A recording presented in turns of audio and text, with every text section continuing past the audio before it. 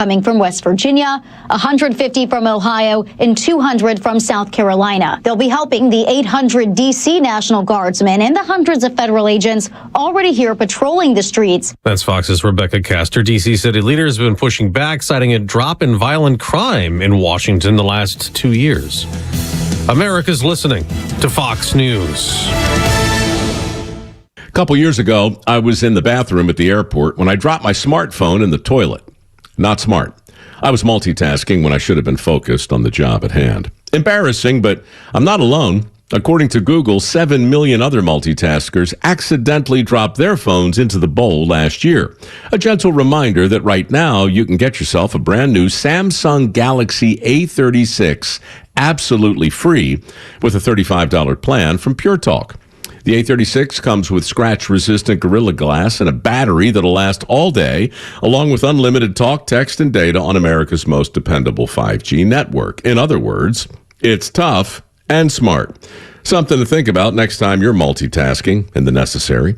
Just dial pound 250, say keyword micro to get your free phone today. You can make the switch in just 10 minutes. That's pound 250. Say micro to switch to a no-nonsense smartphone and a company that actually stands for something. Pure Talk.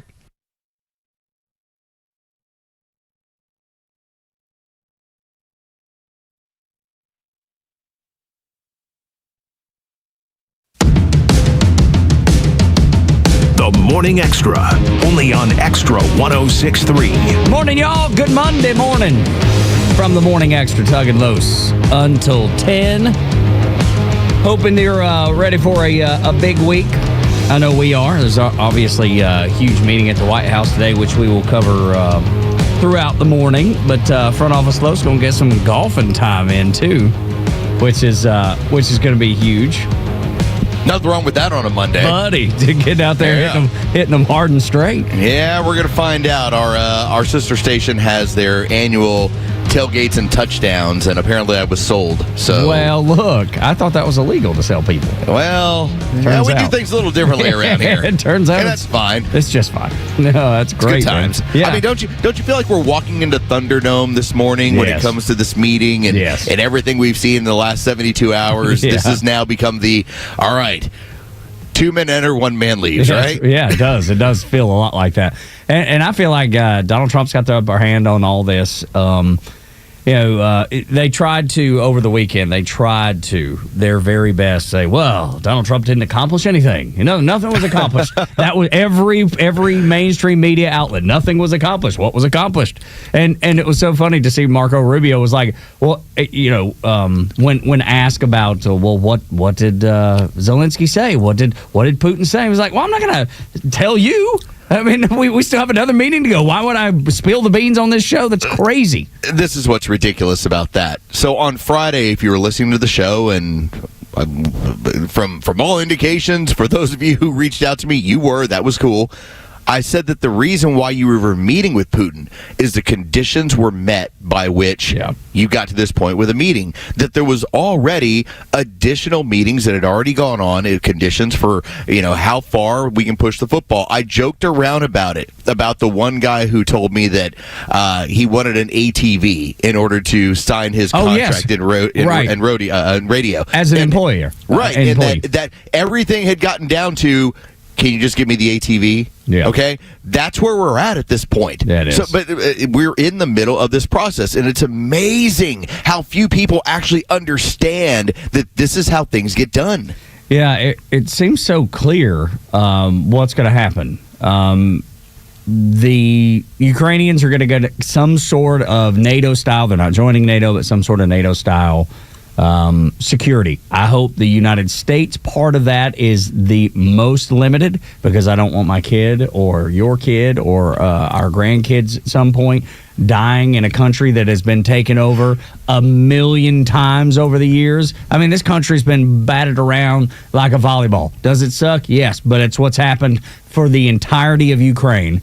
And I don't want to lose our children's life and limb trying to be the lead protector on it. It's in Europe's backyard. They need to step up, and they're going to be involved in this White House conversation. But I've already and the flip side is that Ukraine for that is going to give up the land on the east side, all the way down from the north down to Crimea to the Russians. That's what the deal looks like. And look, the Brits have got to step up, because when they talked about security, the British have already said, well, we can send a couple thousand troops. That ain't gonna be enough. It ain't gonna be enough. No, not at all. And at this point, too, we are talking about the fly off the handle nature of Zelensky.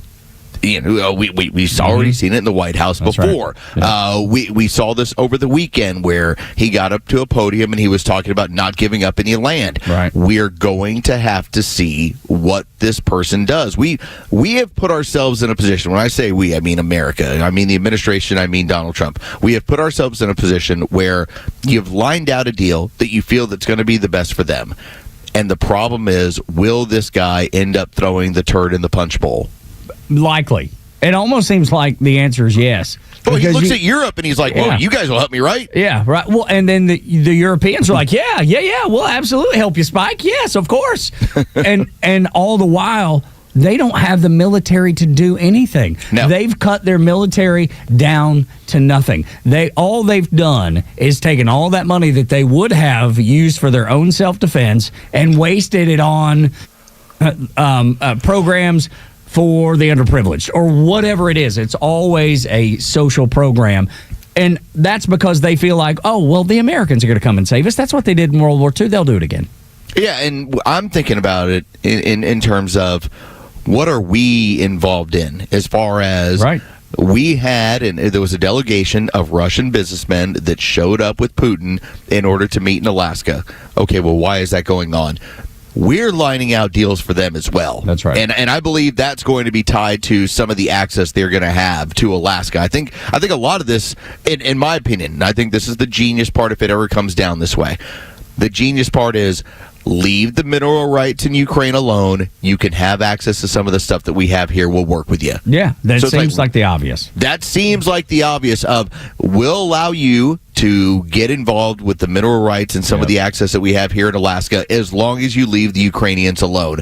That, to me, sounds like diplomacy. And you know what else it sounds like? What George Washington said a long, long time ago. Don't get mired in the issues of other countries and those those agreements abroad, because they're always going to backfire in your face, but work with other countries economically. That's exactly what George Washington said. And if it plays out the way you laid it out, that's exactly what Donald Trump's doing. That's the path that he's following. Yeah, it sounds like this path is going to be one of access to future markets. And I think that makes sense in terms of, why do you invade other countries? You invade other countries not just because I'm looking to end their tyranny. That's the reason why we do this sort of stuff. Most countries will enter other countries because they're looking to take resources from them. Right. Okay? Yep. So a lot of this is economically driven. So in this case, if it's economically driven, all right, how do you get them to leave? How do you get them to cease fire and stop this? I think a lot of it comes back to economy and markets. And that's what Donald Trump is excellent at doing. It's exactly right, man. And it's so funny because Vladimir Zelensky, he had that whole statement over the weekend where he's like, well, our Constitution says we can't give up any land. And well, you're going to find out something a little different. Yeah, right. I was like, okay, all right, well, it can say that, but it probably also said you should have elections. And you've not done that. Exactly. It also says people should probably be allowed to go to church. Yeah, that's right. You've not done that. Well, settle down there, toots. No, but that's what I'm saying. It's the fly. And look, it's not like I trust Vladimir Putin. I don't trust him either as a dictator. There's zero I trust about him. But at the same time, he's winning, and you have to deal with him. Vladimir Zelensky is like the kid that won't shut up, that drives everybody crazy. He is behaving that way and has since the beginning for the most part. It's weird. It's like dealing with a cokehead. Yeah. Oh, wow. I said kid, you said cokehead. Okay. It's like you're like dealing with somebody who seems like he's on cocaine. Yeah, allegedly. Yeah, well, that's what I hear is the truth. So yeah. might be just that. There's little rumors out there. That's right. Absolutely. Little birdies that like to talk. Yeah, no question. But and then you have in our own country, the Democrats, man. When it comes to this whole thing, they hear the war drums and they're like, "Wow, boy, don't they sound beautiful?" Yeah. And we talked about this on Friday. I think we started off like very early in the 6 o'clock hour. We said, can we all come to the agreement, like looking at each other as ladies and gentlemen, and say, killing people's bad, right? Yes. Like, full-on war in which people are slaughtering each other, that's bad, right? I mean, the interest of, whatever, Judeo-Christian ethics, Hinduism, Allah, whatever. Everybody's like, okay, this does not bode well for civilization when people are slaughtering each other, okay? Yes. And to hear the left spend all of their time Friday, Saturday, Sunday basically advocating for, we got to have war here. That's right. Well, hold on. I was like, is this from your paymasters? Like, where did this exactly come from where ending conflict is a bad deal? Well, but that's, that's where they have found themselves. They see the ability to make a ton of money. They see the ability for people in charge to stay in charge. If you're pulling for Vladimir Zelensky, because they have their Ukraine flags up, so they want to make sure that he stays in charge, and that means they have the ability to do all that dirty work that nobody wanted done in my backyard over there. So if you're them, you see this as a perfect opportunity to keep the status quo. I mean, Tug, this was the party of the doves. No, not anymore. Those days are over. Yeah, this was long gone. This was the party of peace and love, and the party of make love, not war. I mean, all of this was the Democrat Party of the boomers when they were young. Now the boomers are all about it. Hey, let's go to war. Let's send young people to war. Let's go influence that way. How did that happen? I don't know. I can't figure that out to save my life. And when you look at protests about pretty much anything, it's always white liberal boomers. Yeah. That's who's out there. And if there are young people, it's because they were paid to be out there by whatever that crowdsourcing company is that's request is up 400% for people to show up to protest and get paid for it. And I'm not going to argue with you when you say, well, the Russians are evil, Putin's evil. Yeah, all right. Yeah, no, I'm with you. Okay, now that we're beyond that, now what? And that's the point I've been making for 3 years on this, and yet it's, the Ukrainians aren't beat, you look beat. The Russians are going to take over all of Europe. The Russians can't get out of Ukraine. That's right. Okay? What do you mean? Like, come on. Like, let's be the adults in the room and start having an adult conversation, which is Ukraine has lost this area. Can they get anything back? The only way is a negotiation with Putin. Yeah. He's not going to give it back to you unless there's a negotiation in which the United States gets involved and ends up giving him something for it. That's the adult conversation in the room, and the Democrats are unwilling to handle it or have it. All they're looking for is, shouldn't we be fighting more? Shouldn't we send them more weapons? That's exactly right. How about we produce more, send more, and then let's send them more money on top of that, too. Yeah. Let's print some and send it, because we're kings of doing that. After what, $300 billion? Yeah, or whatever the stupid number. I mean, it's just a dumb number. Man, what could we have done with that money for, I don't know, Americans? It seems like a novel concept.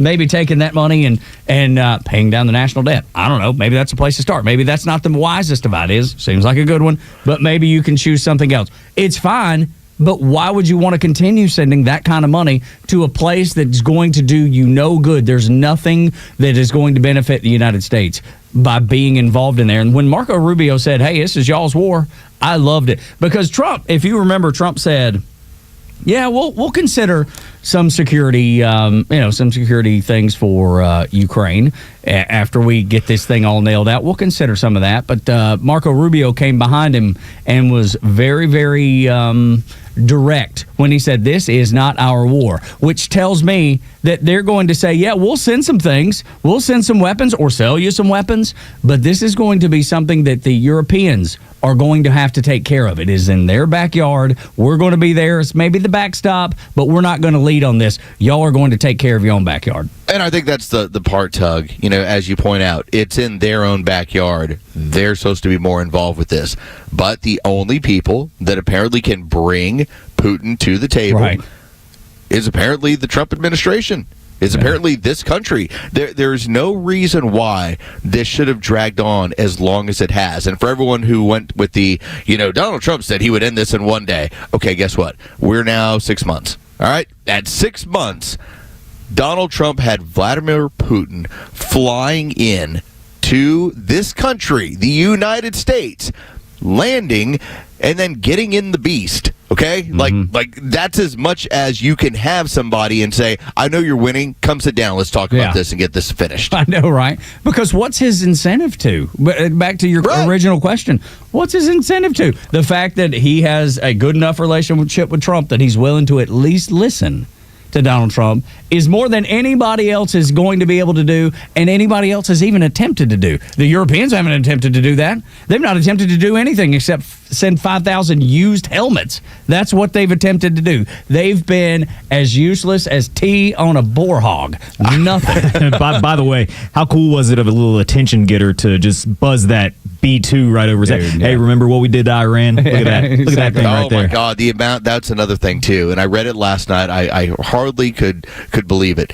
The people that were calculating how much that flyover cost. Like, do you realize how much it costs to operate that? And they did that to oh, my goodness. And let's send $300 billion to Ukraine. How much did that cost? Exactly. You're going to send all this money to Ukraine, yet let's just say, for instance, that flyover costs $2 million. Is it not worth $2 million to show that man, hey, this is what we got, and this is what we already just used last month, so let's be smart about this, right? And yes, you're winning in Ukraine, but that's not to say that you could do anything else. You can't get out of there. You're stuck there. I mean, that's where, and granted, that's where you want to be. It's not like you're wanting to march on Europe, but let's not pretend that you're winning in overwhelming fashion, that doesn't ring a bell in your head. You ever show up to the gym, Tug, and you're feeling pretty good about yourself, and everything's rolling along? Last Friday. And then you see somebody else in the corner, man or woman, either one, and you go, damn, that person's in shape. Yeah, dude, I'm not kidding. This happened on Friday. My best man at my wedding, guy I served in the Navy with, he's been for the last 2 years putting in the work in the gym, and he looks like it. I mean, dude looks amazing. His name's Jason Perez. Hand salute, sir. You look amazing. He had posted a picture, and I was like, dude, man, you look fantastic. Good job. And is it not a little bit intimidating? I told him. Yeah. You suddenly go, I went from feeling like this to, okay, listen, I still feel good about myself, but you're on another level. That's what the flyover is. That's exactly right. And Putin brought his submarines. They were off the coast of Alaska and everything. He's like, yeah, we got subs too. You ain't got one of these. Yeah, exactly right. And your subs aren't as badass as ours either. But that's besides the point. But no, I know exactly what you mean. Because I'm not kidding. I didn't make that story up. My buddy Jay, we had this exchange. I was like, man, I've been getting in the gym a couple days a week. He was like, hey, keep it up, man. Almost pat on the back, proud of you, keep it up. But you got a lot of work. Look, little pet on the head. Yeah, you got a lot of work to do, buddy. When you got that flyover and when you put the man on the beast and you drive past a bunch of F-18s, it's more of, I know what you're doing. Yep. Pet on the head. Let's get this thing finished up. And it's better for everybody to have the killing stop. When we continue on Extra 106.3, Phil Holloway stops by to discuss Trump's path of success in D.C. and beyond, next on Extra.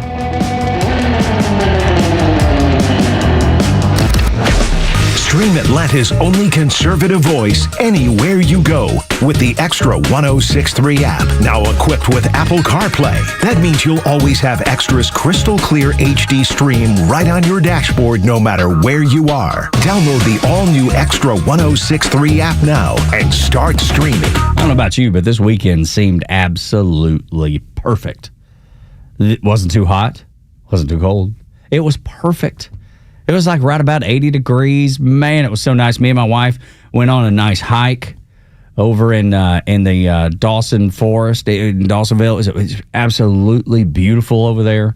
You know, it took us about an hour to get there, and we just enjoyed the day. When we got back home, the house was nice and cool because of central heating and air conditioning.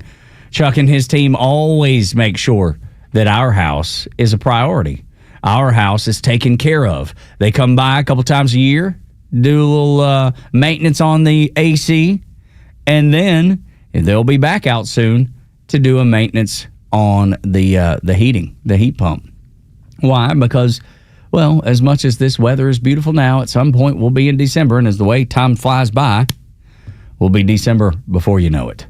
Celebrating Christmas and wrapping up in coats, and you'll want that heat pump to make sure that it's working the way it's supposed to. That's why the maintenance agreement with Central Heating and Air Conditioning is so important. But if you need a repair, they can work on your Carrier system, or any brand for that matter.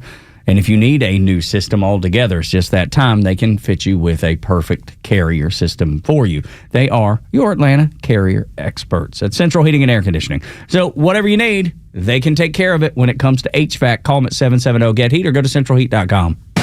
Braves country, don't miss out as division rivals the New York Mets come to Truist Park August 22nd through the 24th, presented by your local Ford dealer. On Sunday the 24th, the first 3,000 kids through the gates will receive the Bat Hat cover. It's like a golf driver cover, but specifically made for baseball and softball bats. And after the game, kids can run the bases, presented by Children's Healthcare of Atlanta. It's the perfect Sunday fun day. Get your tickets at Braves.com/promos. Atlanta Braves baseball. We are Braves country. Gentlemen, listen up. When it's not hard, it's really hard. Did you know that 50% of men over 50 have some form of ED? It's true, and I'm one of them. ED followed me everywhere. Heck, even my initials are ED. I'm Dr. Eric Deal from Total Body Therapy of Georgia, and I know ED. It can lead to feelings of embarrassment, stress, and sadness.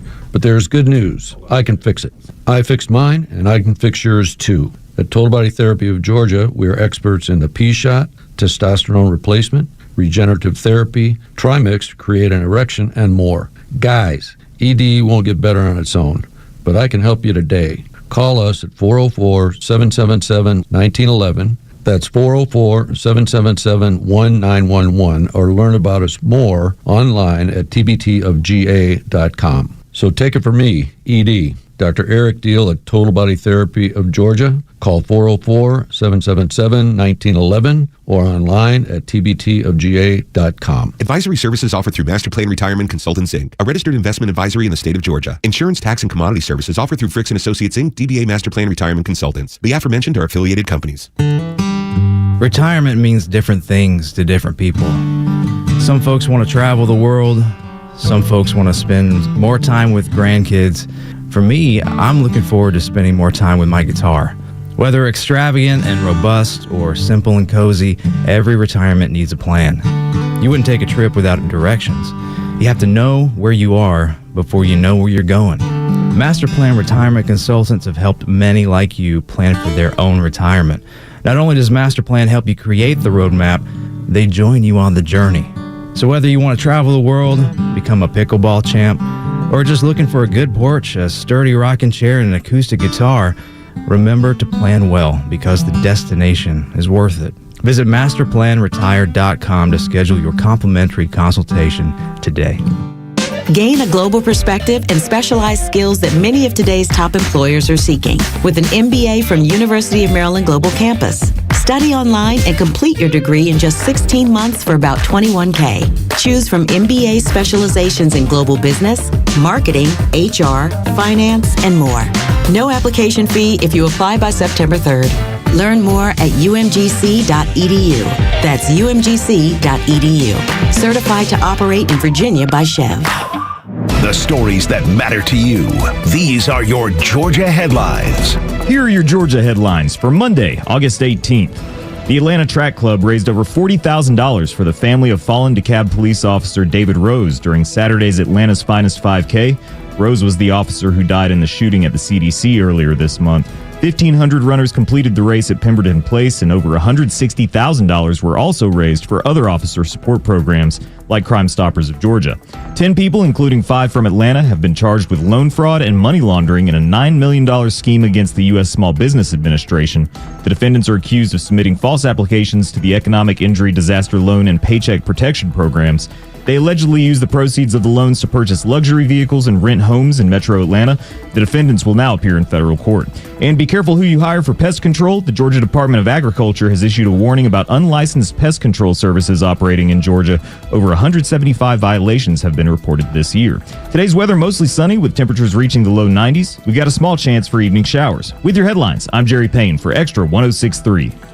Tug and Los until 10 on Extra 106.3. Joined by a friend of the show, guy that comes in and brings legal knowledge to you and I. And he also is now co-host of the MK True Crime Podcast. Phil Holloway, our guest this morning. How are you, man? I'm doing wonderful, guys. I hope you are. Yes, sir. It's always a pleasure to have you. Getting connected with Megyn Kelly is pretty cool, man. How did that all come about? Before we get into the politics of D.C. and if you want to just tell us, like, I'm just so good at what I do that even Megyn Kelly would reach out to me. I wish that were the answer. So I got connected. I do a lot of radio with Andrew Wilkow on Sirius XM radio. And so, she's Sirius XM, and so the producers know each other. And so I think somebody made a suggestion when we were talking about the Fonnie Willis fiasco here in Atlanta. They said, hey, Phil's pretty plugged in on this. Maybe you want to have him on. And so then I started being a guest on her regular show, and and then I became a regular guest. Yeah. And so it's just one of those things. And then she came out with MK Media, which is her own media company, and under that umbrella, she's adding new and different content with different talent, with different hosts. So every couple of months or a month or so, there's like a new video podcast that they've been dropping and that are doing very well. And so the latest thing is this MK True Crime, which is, we're calling it a channel, but it's really more than that, because you can watch it on YouTube, but it's also everywhere you get your podcasts. Brand new one just dropped about an hour and a half ago at 7:30 this morning. And so what I think is going to happen, like, we're 2 days a week now, and also with some special coverage of live trials and things like that. But I think you're going to see some of the other days start to fill up with additional shows that are in the true crime vein. And Megyn's a lawyer. She's been interested in this, I think, her whole life. And so it's just something she's always wanted to do. But now, through her MK Media company, she has a sort of a platform to get it done. So is this a chance to talk about things in real time, or are you going back into previous? Because my mom is a big consumer of true crime podcasts, but her one complaint has always been it's hard to find analysis of current day stuff that's going on. It's stuff that she's watching at trial right now. She'd love to get that sort of analyst. Yeah, and we are doing mostly current things. Right. In fact, we're getting ready to get into the Donna Adelson trial down in Tallahassee, where she's the matriarch of the Adelson. We're calling it the crime family, and it's I think that's a true assessment, because most of, like, her son was convicted. It involves the murder of her son-in-law back in 2014. He was an FSU law professor, gunned down execution style in his garage in the midst of a nasty custody battle with his ex-wife. And so lots of convictions have happened, and they're just basically now getting around to trying to wrap up the mother-in-law as being the matriarch of it all. So that's a very interesting thing. Okay. We're talking about Koberger and all the other things that have been in the news lately. Apparently that dude's not being welcomed into prison. No, they're look, I posted this on X the other day. It's not, it's punishment for a reason. Well, they're jeering at him through the vents. People being held accountable is not anything that Americans are used to in I don't know, the last 4, 5, 6, 7 years. On top of being taunted relentlessly through the air vents 24/7 by the other inmates, he says he's going crazy. He's being denied his vegan food, guys. Can you believe it? Oh, well, that would hurt me. But again, if I was to ever be in the unfortunate situation of finding myself in prison, the last thing I'm really thinking of is, well, my veganism gets to be held up here by the state. Not a problem. But isn't that something people do just to, I got to have something to get some attention. Somebody's got to pay attention to me. That will at least spark. I don't know. Phil might have that expertise in that. I've never been in prison, but I can only imagine that if you're just staring at the walls, your brain has to figure out some way to occupy itself. So maybe ruminating over your diet is something to do. And I would say he's already crazy. Like, this can't drive him crazy. He's already crazy. You killed 4 people. Oh, have you heard the latest? Like, it was released this week that, he was on the phone with his mother like all the time. It's almost kind of like Norman Bates kind of obsession. He calls her mother. It was strange. But he was apparently on the phone with his mother right after the killings, and then again when he drove back to the crime scene later the same day, was on the phone with his mother for like 30 or 40, 50 minutes, like while he was there watching the police response. Freaking nuts. Yeah. Like I said, you can't go crazy if you're already crazy. So much craziness in the world and certainly in our nation's capital. I've found it fascinating, and I think Los would agree with this, that we've found it fascinating how on social media the left is melting down. The Democrats are melting down. In private, Joe Scarborough said it himself. They're all calling me saying, I'm so glad Donald Trump did this. Is that not the most telling thing about the Democrats? They're so stuck in the resistance that they can't even do anything that's beneficial to themselves without complaining about it. I think that they are all under instructions to never, ever give Trump credit for anything. Sure. Even when he does great things, you've got to complain about it publicly. It's the Trump derangement syndrome. It's the reflective knee-jerk reaction. If Donald Trump did it, it's bad. Donald Trump could, he could cure cancer tomorrow. Well, I thought, wait a minute, Joe Biden didn't cure cancer? Oh, you're right. The moonshot that was going to occur. You're right. Anyway, so he could cure cancer and any other, and then they would complain about it, right? Because it came from Donald Trump. But here in Washington D.C., and I don't know if you guys have been there recently, and I have, it is, it's true that they have a serious crime problem, and they've been cooking the books on these crime statistics for quite some time. I've been in the criminal justice system almost 38 years or so now, and the dirty little secret about crime stat reporting is that it's always fake. It's always underreported. And the reason for that is you've got politicians and bureaucrats who want to artificially deflate their numbers so that it makes them look better. And for politicians, maybe it translates to votes. If you're the police chief or in the command staff at a major police department and your job is to do these, you want to keep your job, so you want to keep the mayor happy, and you say, hey, look, mayor, crime's down, we're doing such a great job. So it's the fox guarding the hen house when it comes to reporting crime statistics. And so we all can see with our eyes what's going on in D.C.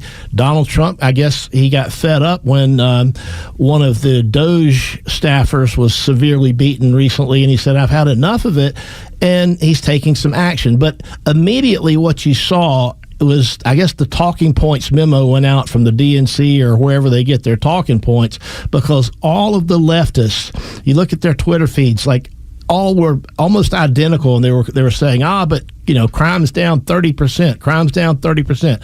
But it's not. They're spreading misinformation. It's information warfare. It's propaganda. And it's all because they can't give Trump credit for anything. So they're relying on fake crime statistics. Phil Holloway is our guest. I was in D.C. about 5 or 6 months ago, and we were told flat out, you don't go out at night. And that's all you needed to know in the nation's capital, that, wait a minute, you don't go out at night? It's like, no, you don't go out at night. I hear the city's beautiful at night. Yeah, it's like, you don't go out at night. And I'm there with my wife and one of my daughters. We're there for a volleyball tournament. And when that was what was instructed, we actually had, where we were staying, and basically we had a casino about a mile away. And we were told, you don't walk there. No. And so that was the wild part for me, to where we've now seen this, and I wanted to bring this up with you. So there's the 3 phases of what now happens in the media. We had the first one is always, no matter what Donald Trump says, he's wrong, he's racist, he's misogynistic, whatever it is. The second part is that, all right, there's an acceptance. And then the third part is, well, that was easy to do. Everybody knew that was. And I feel like the media has now hit the third part, which is, well, everyone knows there's a problem here. Donald Trump's doing the easy part. Again, you can't give the man credit for doing anything. If when he's wrong, he's wrong. When he's right, he's wrong. He's always wrong. And, it was entirely appropriate in my view and legal. It was perfectly legal to bring in. Explain that aspect of it, because the talking points turned into, well, he's taking over this community. It's like, no, that's not how it's working. Well, they use this sensational language to describe everything that's inaccurate, just like ICE is disappearing and kidnapping people, Right. So they figure out what's going to resonate with the low information base, and they use those words. But it's look. D.C. has a home rule charter, and it was granted to them by Congress. Congress is literally ultimately in charge of Washington, D.C. They could take Pennsylvania Avenue and turn it into an ice skating rink if Congress decided to do that. That's just, they can do anything they want, as opposed to, say, in Atlanta or some other city that's part of a state. But this is a federal enclave, but they have granted the District of Columbia this home rule city charter. But built into that is language that said that the president has the authority legally to federalize the district as the president deems fit, and it's for 30 days, and it can be extended if Congress gives it the blessing to extend longer than 30 days. So it's perfectly legal. Now, I understand why the mayor up there doesn't like it, because first off, it makes her look bad. Of course, what does she do? She left town to the Hamptons, right? Yeah. Well, I'm sorry, not the Hamptons. Martha's Vineyard. Yeah, they always go to Martha's Vineyard. But yeah, so it's perfectly legal. And when I say it's justified, we can see with our own eyes, especially those of us like you and I who have been there in recent times, you can see that it needs to be done. It's just like all of these other major cities that are run by the Democrats and the left. You have a crime crisis in every one of them, but they won't admit it. They will never admit that we've got a crime problem. The crime problem here in Atlanta is really, really terrible. It's legitimate. It has been for a long. Look, the most dangerous place in Atlanta is a gas pump at any gas station. You're like, especially if you're downtown somewhere, you're likely to get shot. You're a target. Yeah, you're a target for potential robbery. Yeah, and talk about going past the 30 days, because Donald Trump has indicated that it seems like they're probably going to go past the 30 days or might need to go past the 30 days, which they'll have to get approval from Congress, as you mentioned. This is another 80-20 issue. This is going to be a winner for Donald Trump when he does need to do that, because the Democrats are going to put up a fight in a losing battle. So this is going to require a resolution by the House and the Senate. And I think as far as the things that we've seen recently that they try to get through Congress, this one is probably not going to be that controversial among the slim Republican majority. Maybe one or two, but I don't think there would be a problem getting it through the House and the Senate to extend it another 30 days. And you can get a lot started in 30 days. You can't really finish what you're working on. Which is what Trump said. Yeah, he's gonna need another month or two to really make a significant dent, I think. But I think with the short attention span, and Phil Holloway is our guest, if this turns around and within 3 weeks, even 2 weeks, we've even had people talking about now about how much safer the streets are of D.C., I think that puts a whole lot of pressure on every other Democrat-run city, including this one. If they're doing that there, why can't you clean up the streets here? Well, and Trump's talked about wanting to, he's like, maybe we're going to do this in some of the other cities where crime is out of control. But, of course, let's just say Atlanta, right, where we are. It's not this is not a federal jurisdiction. No. The city of Atlanta is a political subdivision of the state of Georgia. And there's no active mob. There's no rioting that's going on. So his federal authority to be able to roll in troops does not exist. No, but he does. There are plenty of federal assets, law enforcement assets here, and federal law enforcement can do law enforcement everywhere in the United States. Now, but let me ask you that, Phil, just to drive in. So if I suddenly wanted to have 600 guardsmen on the streets of downtown and I don't have, let's say, active rioting, can you still pull that off? Well, what you can do, you've got FBI here, you've got lots of ICE agents, you've got the ATF, you've got, look, every federal agency has their own cops. Even the Social Security Administration, they've got cops. The IRS, remember we learned that the IRS has they have IRS cops. There's plenty of federal law enforcement officers that, it's not inconceivable that they can say, all right, put on your vest and some identifying gear. You don't really have uniforms, but get out there and patrol the streets, and just as a deterrent. So it wouldn't be National Guard necessarily. It would just be the assets that you already have on the ground. I think that's the starting piece, and how and if you could get National Guard involved. In this case, in Georgia, Trump would have a sympathetic governor, so it might be easier to do so. And, the governor could also say, look, even though we're not federalizing troops, the governor can say, all right, I'm going to support the president's mission, and we're going to send the troops out to be force multipliers. I'm just thinking out loud. I don't know what's going to happen, but I'm just saying, theoretically, there are assets in place, federal law enforcement assets, all throughout the United States. Now, they're not going to go out there and write traffic tickets and enforce state law, but certainly there's a lot of crimes that happen that are simultaneously a state crime and a federal crime. Just think about if a shooting, for example, and you use a firearm that's traveled in interstate commerce, the ATF can probably get a hold of that. So it doesn't have to always go through the local court system. A lot of times they can go out there and be proactive and start making cases. Goodness gracious. So there is so much opportunity for Donald Trump to maybe clean up some cities that we might not thought that he could have to begin with. Interesting conversation. Phil Holloway here on Extra 106.3 when we continue. Al Sharpton, man, does he not just love communism? Next on Extra. Morning Extra on Atlanta's only conservative news and talk station, Extra 106.3 FM. Good morning, it's Los. Let's talk about HonestCarGuy.com. HonestCarGuy.com. This system, I've done all the research on this. This is the way to acquire your next vehicle. Now, when you talk to Tom, he's the honest car guy. He'll tell you 1960 to 2025, 2026, he can find that vehicle for you anywhere in the country. All you do, you just go over to honestcarguy.com or you give him a call, 844-SHOW-ME-1. That's 844-SHOW-ME-1. Here's how the transaction works. Make and model. You just let him know what you want. At that point, he's going to scour, and I mean use every single method out there in order to find that vehicle for you. And then he's going to end up securing that vehicle for you. Now, you'll see this. It's totally transparent. You'll actually be talking with Tom. Hey, I think we should get it for a little bit less, Tom. Yeah, I completely agree with you. Let's make sure we don't pay too much for this vehicle.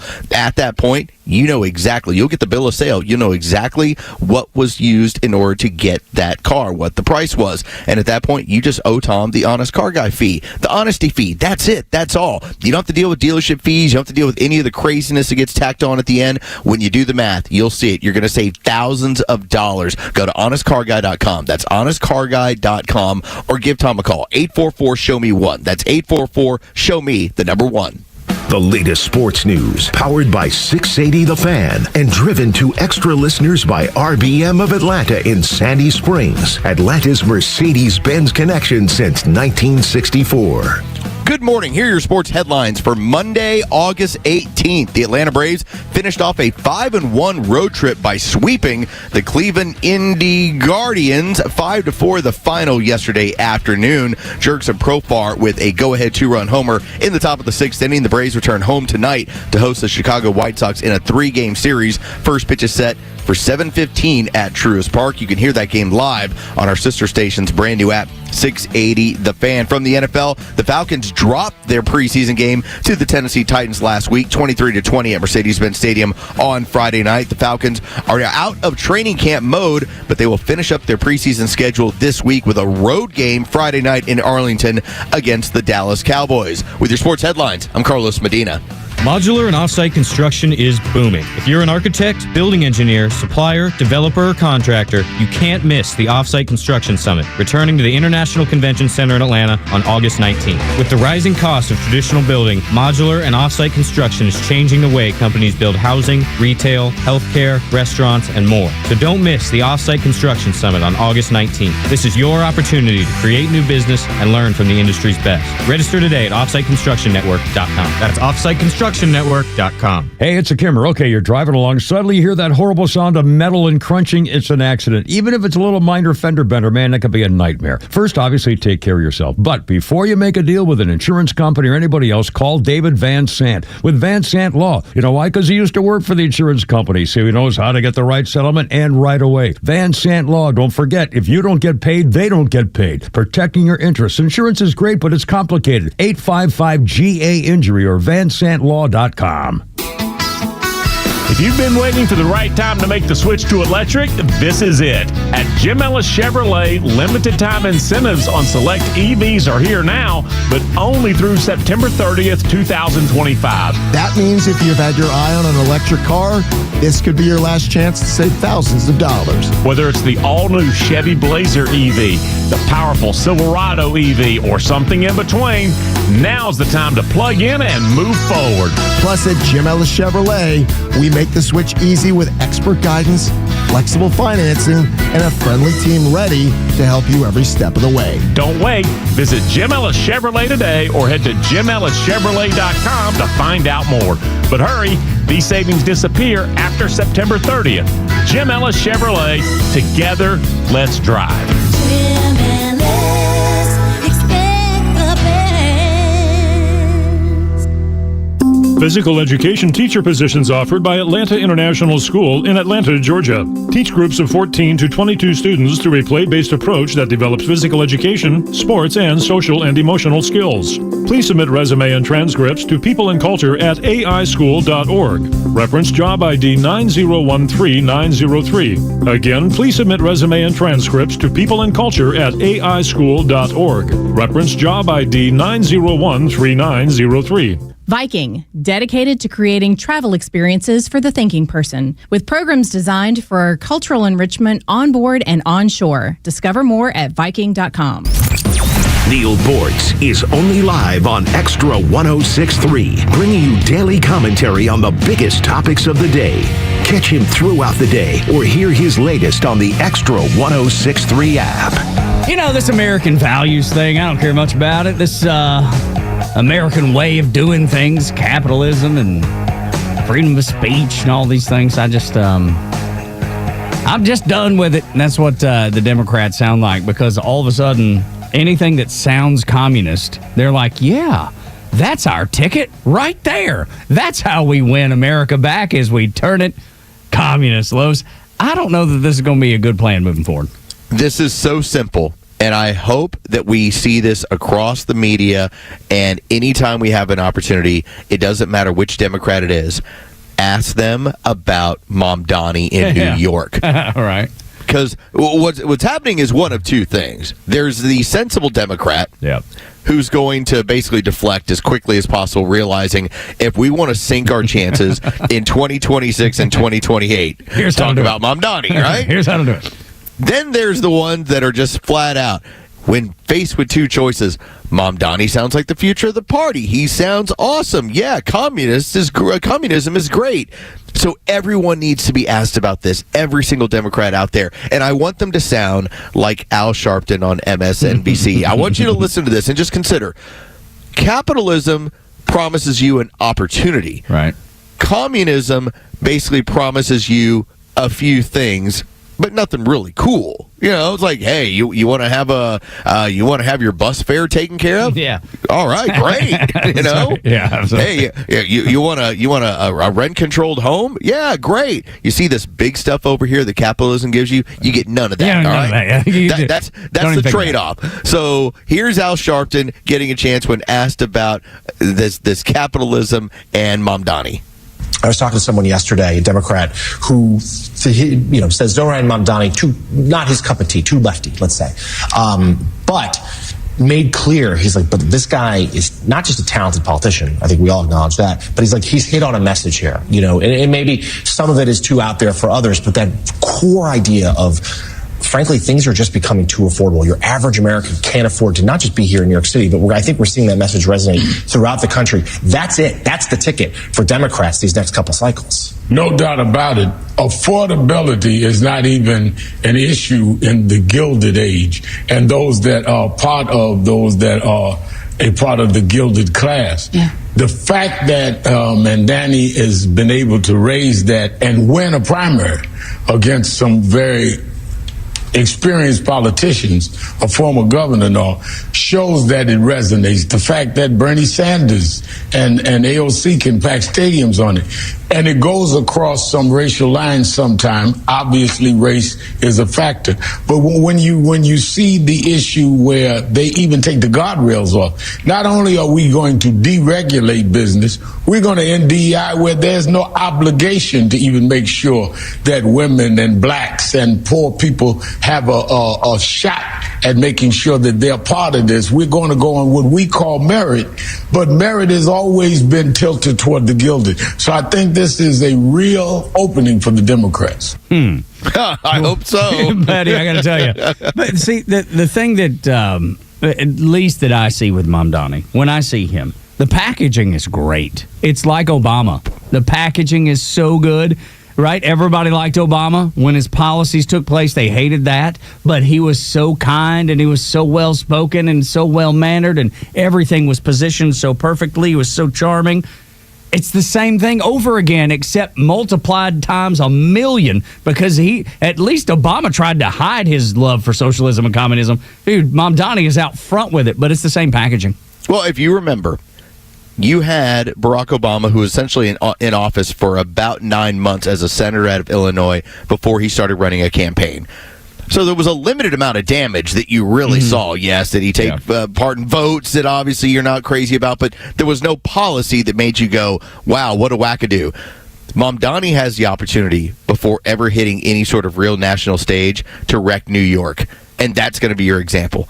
It's going to be your example of, told you it doesn't work. Look at how unhappy these people are. Yeah, I'm hopeful, but the fear that I have is that the cancer spreads, man. And with as many people we have in this country and have allowed into this country that hate this country, there are going to be people that grab onto that and try it other places. So then you have failing cities all over the country, worse than we're already seeing now. I mean, we already have blue cities that are in shambles, like Chicago, where they're saying, hey, we got to really raise taxes because we can't afford anything that we've promised, including schools and roads and things like that. So if that continues to spread and it's even worse than what they already have, man, I'm fearful for what it does to the country as a whole. I'm reminded, Tug, by how everyone talks, but then when the actions are there, here's what occurs. And this happened over the weekend. I still saw the video from a couple of years ago where there's a gentleman who starts talking to a guy outside of his home, and the guy is basically all about illegal immigration, and we have to welcome these people, then we have to be giving to them because we're Americans, and he rolls out suddenly 3 illegals. He's like, well, hey, they're all in from Honduras. Here, Pedro actually takes this medication. Can they stay with you? I saw this, yes, this video. Dude's like, oh, no. He's out watering his lawn. He's like, no, they can't. It's all good in talk. In practice, people, when you start telling them, like, for instance, if I said, Tug, you got to work to send your kid to school. You're like, okay, that's fine. Done. Now, if I said, Tug, you got to work to send my kids to school. Yeah, then they're like, well, wait. No. Well, wait a minute. Well, wait a minute. Hold on. Everything in practice ends up changing versus what you get to say about it. Right, but that's going to be implemented in New York. If he's elected, I mean, there's sure. no, I mean, it's done deal. And if you can afford to get out, you'll get out. Hey, they will. Absolutely right. New York is going to be in a bad way, dude. We already had the bold lib who had moved out of, she went to Florida already. Yeah. She's like, well, that's a free state of Florida. I'm getting out of New York. Yeah. Yeah. No, and she's great. The crazy thing is it seems that we get, that we have opinions that are overlapping more often than not when it comes to, what's happening in the United States of America. And to that point, you're right. She bailed out of New York. But the people that are going to be left there, man, it is going to be just a disaster. And replicate, man, you don't think they would love to do that in California? I mean, they by and large have done it in California. They've already been doing it already. But that's what I'm saying, and it continues to fail, and they continue to go. Why is Chicago bankrupt? They continue to do the same things, but that's what I'm saying. You're starting to see it spread already. I don't know, man. I don't feel good about allowing the biggest city in the country to fall to communist ruins, and because all those people that can can get out will, but the ones that won't or can't are going to try to find a new place to be. And, man, it just seems like disaster on the brink. New York is on the brink of absolute disaster. We are 24 years removed from 9/11, and it took 24 years to New York to finally destroy itself from within. And did you see the protest at the 9/11 memorial over the weekend? It was so crazy. Those people in there talking about globalize the intifada. Yep. You know, I mean, take down the empire. That's exactly right. In New York City at the 9/11 memorial. You didn't need planes, Tug. You got politics. That's exactly right, dude. That's what scares me. All that stuff scares me to death. For our kids and their kids, just the future of America seems like it's on shaky ground. Hopefully Donald Trump can save it, man. That's our only hope at this point. When we continue on Extra 106.3, 6 o'clock hours brought to you by Subaru of Gwinnett. The smart people in charge right now have to deal with the dumb people in the mainstream media. Our examples next. Live and local news talk continues at 3 p.m. with Kimmer, Pete, and Flounder. It's the Kimmer Show, only on Extra 106.3 and the Extra app. Thinking about going electric? Now's the time to make your move. At Jim Ellis Ford Sandy Springs, limited time incentives on select Ford EVs are available now, but only through September 30th, 2025. That means if you've had your eye on an electric vehicle, this could be your last chance to save thousands of dollars. Whether it's the all-electric F-150 Lightning, the head-turning Mustang Mach-E, or something in between, now's the time to plug in and move forward. Jim Ellis Ford Sandy Springs makes the switch easy with expert guidance, flexible financing, and a friendly team ready to help you every step of the way. Don't wait. Visit them just 4 miles north of 285 on Roswell Road or head to JimEllisFord.com to learn more. But hurry, these savings disappear after September 30th. Jim Ellis Ford Sandy Springs, where you can always expect the best.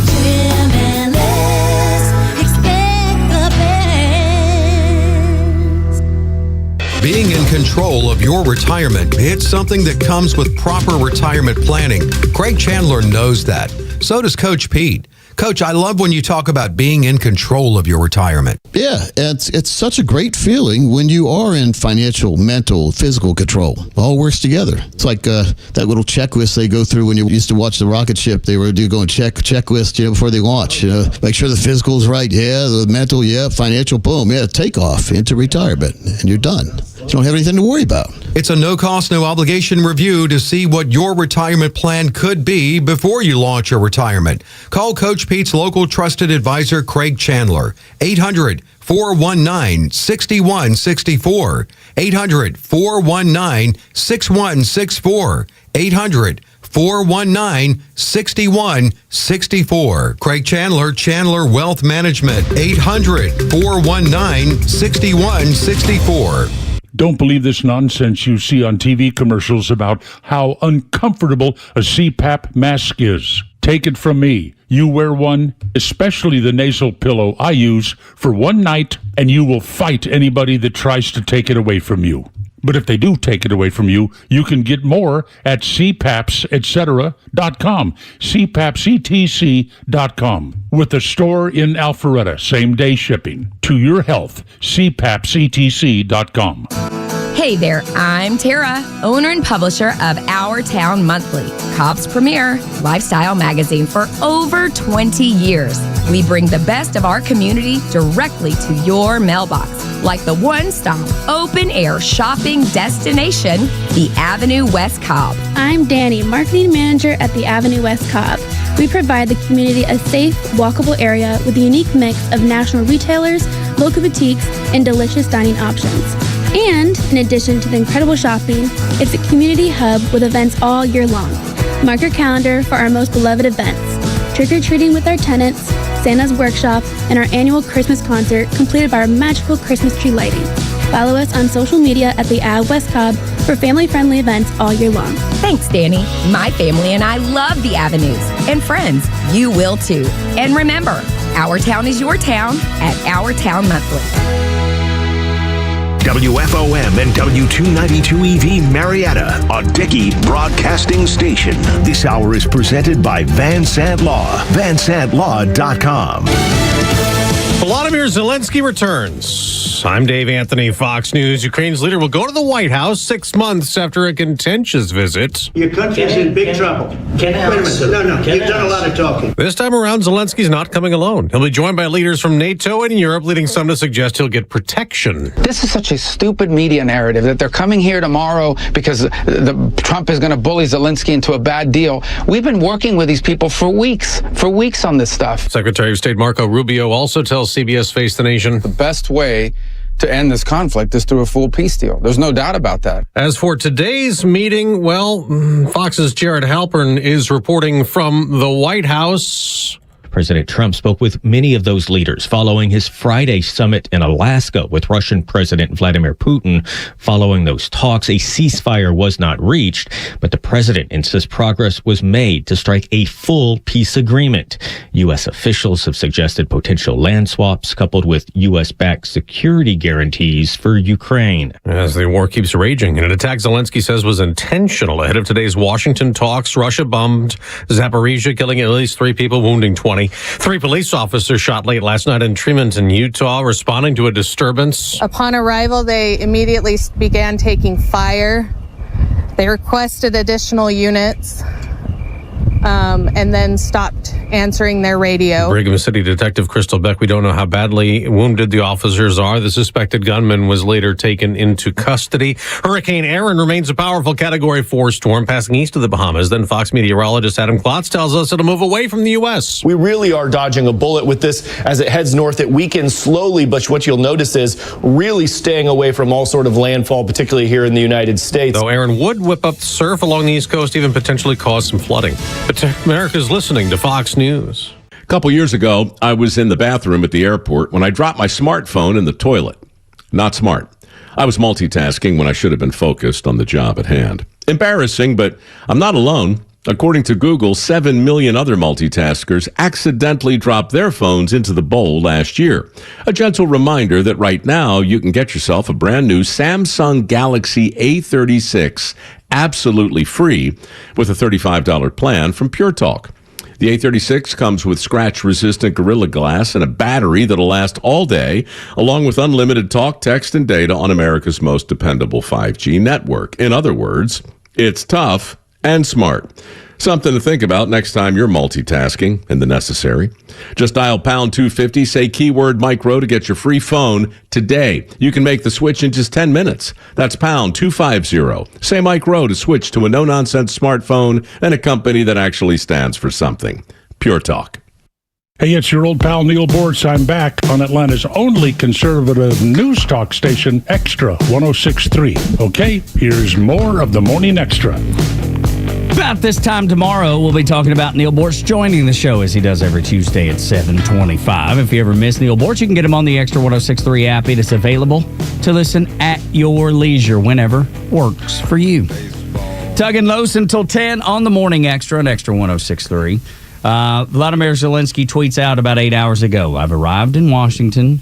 This would have been last night. Tomorrow, I'm sitting down with President Trump. Tomorrow, we'll be speaking with European leaders, grateful to POTUS for the invitation. We all share the strong desire to end this war quickly and reliably. A peace must be lasting, not just a ceasefire. And he goes on this quite a bit. He talks about the security guarantees that he would like, and the fact that he's not going to give up land and all this, that, and the other thing. And I say, well, unfortunately, you're going to have to give up something, because that's what a negotiation is. I mean, you expect, if you're him, and I know he's putting up a tough guy front, Los, but I mean, if you're him, you have to realize that negotiation means you're giving up something. That means they're moving out of out of your country. Otherwise, it's not going to happen. I mean, it's a give and take. You're not getting everything. It's supposed to be over with. And when you look at the polling, and we don't talk about this a lot in this country. That's right. The Ukrainians want this over with. Like at a 70% plus clip. They're done with it. Yeah, they are. They're tired of seeing people. I mean, how many people have died? I mean, the numbers are astronomical. It is unbelievable, the numbers that have died. And now that we've talked about this a little bit, we've brushed across it a little bit, that the average soldier is about 45 years old, so yours and my age. not the age of 18, 19, 20-year-olds that actually win wars, as we've discussed many times. And they're trying to preserve some of those young men to populate the country because so many people have been killed.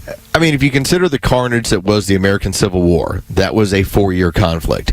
If you think about World War II and our involvement in it from 1941 to 1945, it's a 4-year conflict. Yeah. This thing has been going on for 3.5 years already. It's time.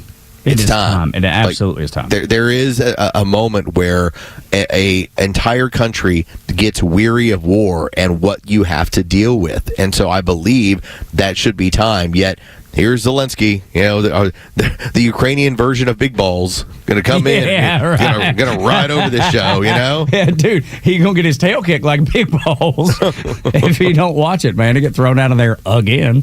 But the funny thing is, when I think about the European leaders that are coming in, they're not about useless, completely useless.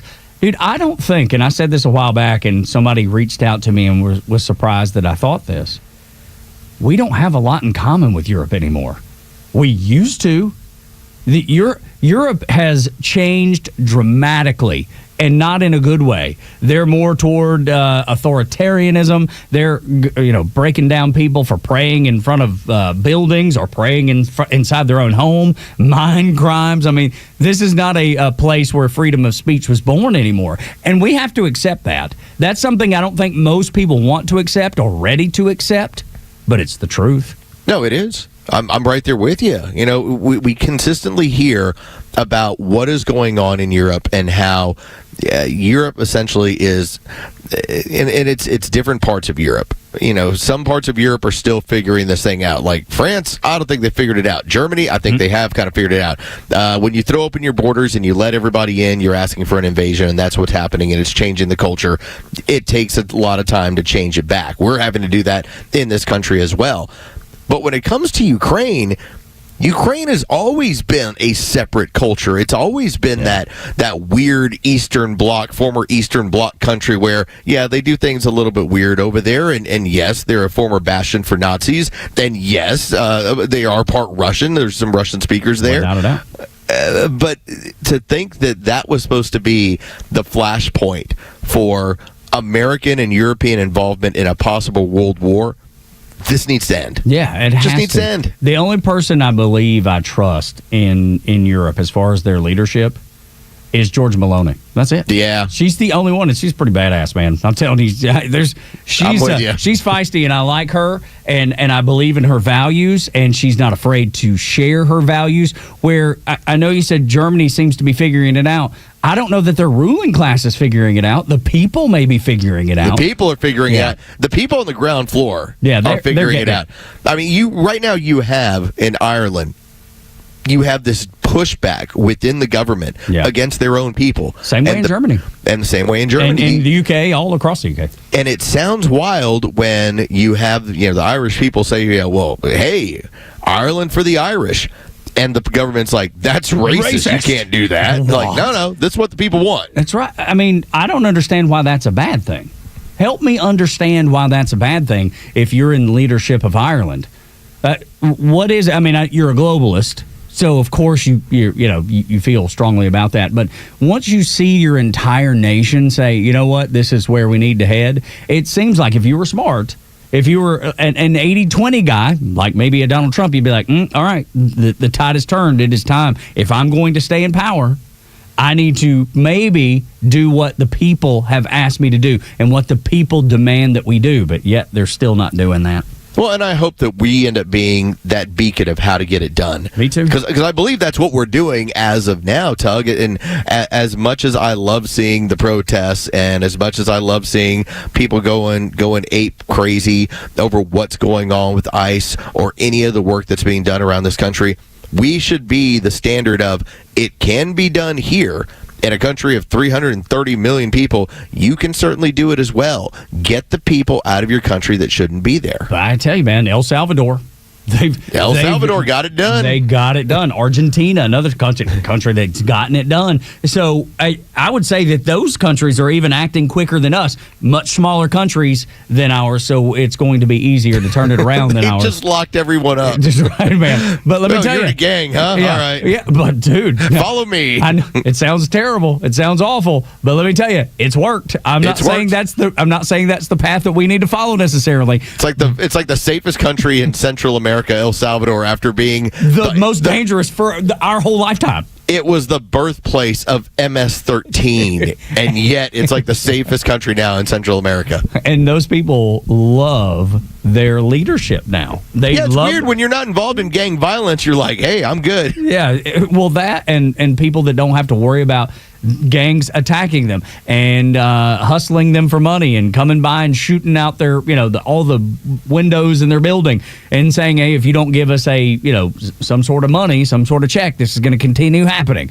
I mean, there's all kinds of things, the small things that most people never deal with or never heard of that gangs always do and take advantage of people. So, like I said, I'm not sure that's the way for us to go, but there is a way. And I think Donald Trump is finding that way. Now, his administration has to deal with people that are completely combative, completely on the opposite side. They're all leftists. They're in the 20%. Marco Rubio is a really, really smart man.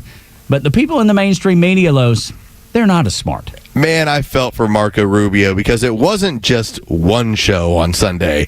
He went through the battery. Like, he made it a point. All right, I'll go on this week on ABC. I'm going to bounce around to Face the Nation. And I'm going to be that representative of the administration to explain what we are doing to end the Russian and Ukraine conflict. And it was as you joke around, Tug, you're never the smartest guy in any room. You're never the dumbest. Yep. Okay, what happens when you are the smartest guy in the room and you're looking around going, oh my God. They are the dumbest. Like, everyone has had that scenario in their life where they've walked into a room and just went, oh my God, all of you's idiots. How do I have to deal with this? Like, am I having to explain myself to this point? All right, so this is Marco Rubio. And this is where I will point out that the media, by and large, and I get it, you're supposed to do a job, but I would hope that you have done a little bit of research or have a little bit of an idea as to, I don't know, how negotiations go. Like, have you never been part of a negotiation? Ever? Like, this is what happens. Here's Marco Rubio having to adjust to dumb questions. Can you name any concessions that Vladimir Putin made during this meeting? Have any I wouldn't name them on your program. Have any concessions I wouldn't name been them asked? on your program. Why would I do that? Where is the pressure? Well, of course, because you can't have a peace agreement. No, you can't have a peace agreement unless both sides give and get. You can't have a peace agreement unless both sides make concessions. That's a fact. That's true in virtually any negotiation. If not, it's just called surrender. And neither side is going to surrender. So both sides are going to have to make concessions. So, of course, concessions were asked. But what utility would there be of me going on a program and tell you we've wagged our finger at Putin and told him you must do this and you must do that? It's only going to make it harder and less likely that they're going to agree to these things. So these negotiations, as much as everyone would love it to be a live pay-per-view event, these discussions only work best when they are conducted privately in serious negotiations in which people who have to go back and respond to constituencies, because even totalitarian governments have constituencies they have to respond to. People have to go back and defend these agreements that they make, and figure out a way to explain them to people. So we need to create space for concessions to be made. But of course, concessions were asked.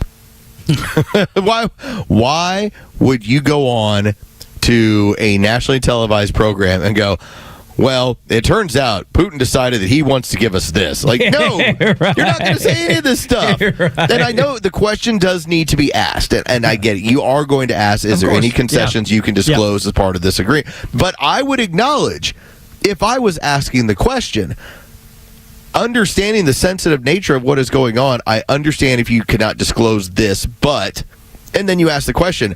She's asking the question like, what do you mean you won't tell us? Yeah, and I love the fact that he says, well, I wouldn't say it on this program anyway, because that was like a little bit of a double shot. You know what I mean? Because he is smarter than her, and he's able to say, your program sucks. I would never do it here anyway. But even if I were going to, the whole thing comes down to, of course, he's not going to say anything.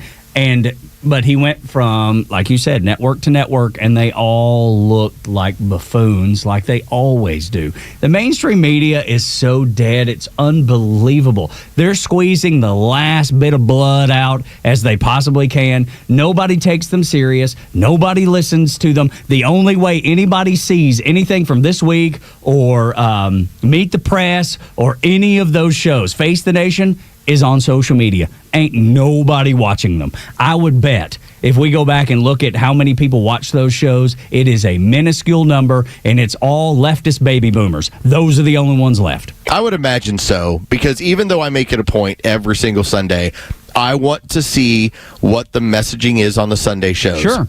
Because that's the launch of the week, and oftentimes that's when the talking points go out.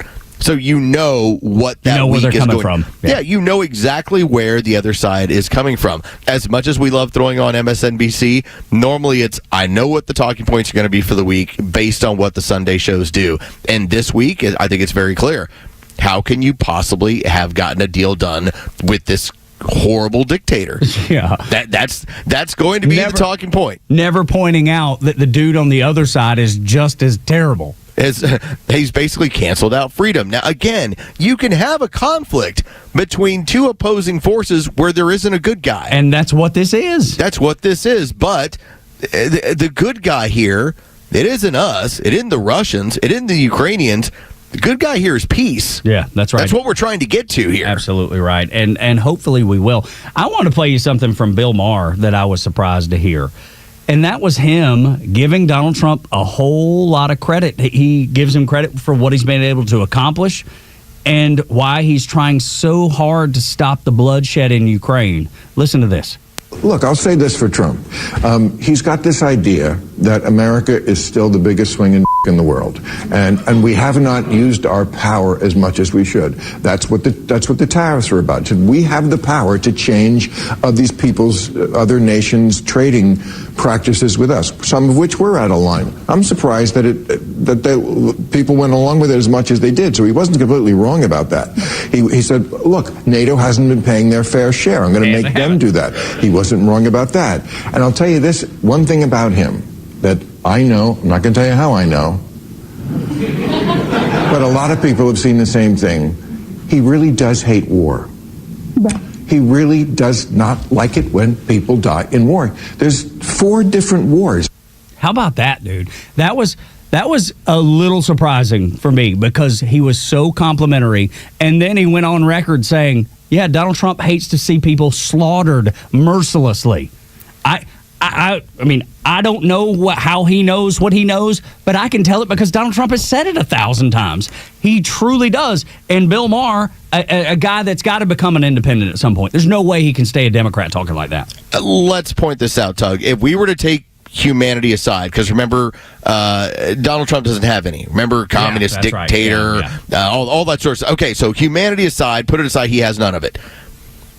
He's still a business guy, and peace is great for markets. That's exactly right. Peace is great for trade and for markets and for business development. You cannot launch anything into a war-torn country except more war. This is why, from a business perspective, he wants this. Now, if we put humanity back into him, then it's just as Bill Maher says, the guy doesn't want to see people die in war. It's pretty straightforward. Pretty straightforward. And you know what? I'm not saying that Donald Trump is the greatest president since George Washington, but I will say about him is that he wants out of these foreign entanglements, but that George Washington said not get yourself into as a country. He said, George Washington, if you recall, he said, do not get caught up, but work with people economically, which is exactly what you just pointed out. Yeah. It's exactly what Donald Trump is doing. He's taking the lessons of George Washington and he's applying them in 2025 the way that every president since George Washington should have done and hasn't. The military-industrial complex does not have an influence on our society if you're not at war. Yeah, that's right. It's real simple. It is. Just stop wars. You drop a bomb on somebody and you move on. That's what we did with the Iranians. That's the mentality of this president. He's not going to get us caught up in forever wars. And for me, who grew up where we spent basically 20 years as part of the global war on terrorism, Man, Americans are war weary. Yeah, we just don't want to deal with that. It's just, let's take care of our own. Let's promote peace around the world. That's what we should use our strength for. I'm going to make it real for the people listening right now. And Los and I have spent time with our friend Joey Jones, who lost his legs in Afghanistan. Why? What did we accomplish? Joey is a freedom fighter. He's a guy that loves America, and he did what his country asked him to do. I don't want to continue asking kids to do that in a place that does not benefit the United States of America in any way, shape, form, or fashion. I don't want it to happen to your kids. I don't want it to happen to my kids. This is the Morning Extra on Extra 106.3. When we continue, the New York Times just hates you and your silly traditional American values. Get the latest breaking news and insight from the biggest conservative voices in the South when you follow Extra 106.3 across all your social media platforms. Find us on Facebook, X, Instagram, and YouTube at Extra 106.3. Went on a great hike on Saturday over in Dawsonville. It was so much fun. When we got home, my wife and I watched a movie. I won't tell you which one because it'll upset you because I didn't like it. It was a superhero movie. I'll leave it at that. Anyway, we were watching that, and we noticed that it was so comfortable outside. We'd been sitting out on the front porch before we decided to come in and watch the movie. So what did we do? We turned the AC off, popped open the windows, got some of that fresh air that was coming in, and there was a bit of rain, too, so you had that smell. It smells so good. The reason I bring all this up is because we have the ability to open our windows. Many people don't. They've been painted shut. They're old. They're single pane. Get that fixed today so you can. And then when it's cold and you do need to keep the windows down, or really hot outside and you need to keep the windows closed, the air conditioning that you're paying for stays inside your house. There's so many reasons to have good, energy-efficient windows. Where do you get them? Southern Exteriors. Right now, you can save 10% off any job, or you can get 0% financing for 12 months. Southern Exteriors, get it done there. Not only windows, but doors, roofing, siding, gutters. They do millworks. They do everything to the exterior of your home to precision. They are Southern Exteriors. 877-9-SOUTHERN, southernexteriors.co. Military veterans are eager to transfer their skills and experiences to civilian life, but lack trusted connections to expedite their path to success. That is, until they meet the Warrior Alliance. The Warrior Alliance goes the extra mile to reach veterans in their communities so they do not have to take this journey alone. With over 40 partners across 10 service areas, your donation goes a long way toward achieving maximum impact for a veteran and their family. Go to thewarrioralliance.org to donate today and commit to helping the Warrior Alliance change thousands of lives for the better. Hey, this is John Flading. I'm the president and owner of ATL Turf Co. We have become a highly sought-after turf installation company in the Atlanta and North Georgia luxury residential market. Big reason for that is our installers are ATL Turf Co. employees. We do not outsource labor. They are trained to be experts in the turf installation process, drainage, grading. Just go to atlturfco.com to schedule an appointment. When you buy a Subaru from Subaru of Gwinnett, you're buying more than a vehicle. You're buying safety for your family and something that will last a long, long time. In other words, you're buying trust. For a limited time, you can celebrate amazing offers on the all-new Forester, Crosstrek, or Outback during the Subaru A Lot to Love event, now through September 2nd. And you'll love more than just your new Subaru. You'll love the dedicated staff at Subaru of Gwinnett. With some of the best service specials in the area and a team you know you can trust, you'll ride with peace of mind knowing that Subaru of Gwinnett has your back. During the Subaru A Lot to Love event, you'll find the Subaru model you've always dreamed about at a price that makes that dream come true. But you need to get in by September 2nd to take advantage. We'll make it easy. Just start with a test drive, and before you know it, you'll be in the Subaru you love. Start your shopping online at SubaruofGwinnett.com, then stop by on Satellite Boulevard in Duluth. SubaruofGwinnett.com. Don't miss out as your Atlanta Braves face the White Sox and Mets August 18th through the 24th. Fans can look forward to 3 giveaways during the series, including the Spencer Strider vinyl record giveaway on August 19th, featuring music from some of Spencer's favorite bands, plus a post-game performance at the Battery Atlanta Green, hosted by Spencer. And on Friday the 22nd, join us for a special alumni night, presented by your local Ford dealer, to celebrate the 30th anniversary of the '95 World Series championship. Check out the pregame alumni parade down Battery Avenue featuring fan favorites like Greg Maddux, Fred McGriff, Javi Lopez, and more. And then receive a 95 World Series replica ring presented by Coke. Then we keep the fun rolling on Saturday with the first annual hunting and fishing night, including some fun activities courtesy of the Georgia Department of Natural Resources in the Battery Atlanta, and a camo rope hat giveaway presented by Realtree. Get your tickets at braves.com/promos. Atlanta Braves baseball. We are Braves country. The stories that matter to you. These are your Georgia headlines. Here are your Georgia headlines for Monday, August 18th. The Atlanta Track Club raised over $40,000 for the family of fallen DeKalb police officer David Rose during Saturday's Atlanta's Finest 5K. Rose was the officer who died in the shooting at the CDC earlier this month. 1,500 runners completed the race at Pemberton Place, and over $160,000 were also raised for other officer support programs like Crime Stoppers of Georgia. 10 people, including 5 from Atlanta, have been charged with loan fraud and money laundering in a $9 million scheme against the U.S. Small Business Administration. The defendants are accused of submitting false applications to the Economic Injury Disaster Loan and Paycheck Protection programs. They allegedly used the proceeds of the loans to purchase luxury vehicles and rent homes in metro Atlanta. The defendants will now appear in federal court. And be careful who you hire for pest control. The Georgia Department of Agriculture has issued a warning about unlicensed pest control services operating in Georgia. Over 175 violations have been reported this year. Today's weather mostly sunny with temperatures reaching the low 90s. We've got a small chance for evening showers. With your headlines, I'm Jerry Payne for Extra 106.3. 7 o'clock hours brought to you by Van Sant Law Group. If you're in an accident, make the right call. VanSantLaw.com. Tug and Los until 10. What's that? What was your superhero movie? I watched the new Superman. I saw it last night, too. C-, dude. It was fine. Yeah, at best. That's being generous. My kids got a kick out of it. It was fine. Yeah, I wanted to like it. It had the lighthearted James Gunn feel, which I will tell you this. My mom, who's in town, she watched it, and since it wasn't Christopher Reeve and it was a little bit more slapsticky, she couldn't handle it. No, I didn't mind the slapsticky part at all. Everything just looks like a video game, so the visuals are odd to me. And maybe that's the way it's supposed to be, and I'm just out of touch, which is very possible. But like, it just, I don't know, man. For the first 3/4 of it, I was like, "What is this? This is not good." The story wasn't that great. I mean, but I will say it had a kind of a lot of heart there at the very, very end. So I give the last quarter of the movie. I thought it ended okay after a really, really rough start. Did you not like that Peacemaker was randomly in there? Peacemaker.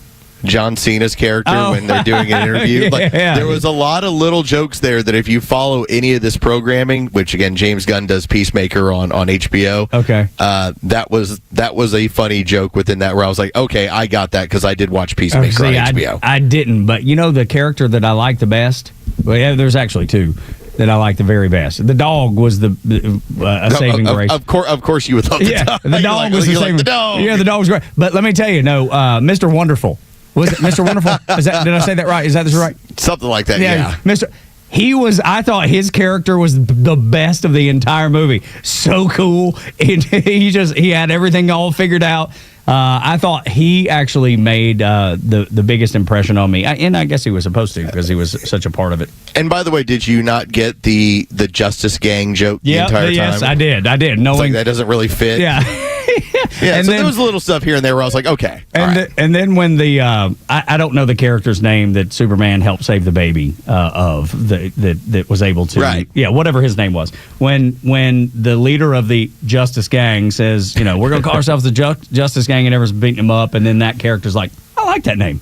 And he was like, welcome in, buddy. Welcome in, buddy. You're in the Justice Gang. I thought that was a good moment in the movie, but C- is what I gave that. Yeah, I just thought it was all right. Yeah, me too. I was hoping for more, but nothing doing. Okay, I needed the Tug movie review because anytime it's a superhero movie, I wonder if it hits with Tug. I want to like them. I really do, but every time I see one, it's just it doesn't resonate with me. I don't know why. I want to get the newer, because I always loved Spider-Man. I want to get the new Spider-Mans in to see. But I gotta go back when Tobey Maguire was, because that was the last one I saw like 20 years ago. So I've got a lot of catching up to do. You've got 3 to watch.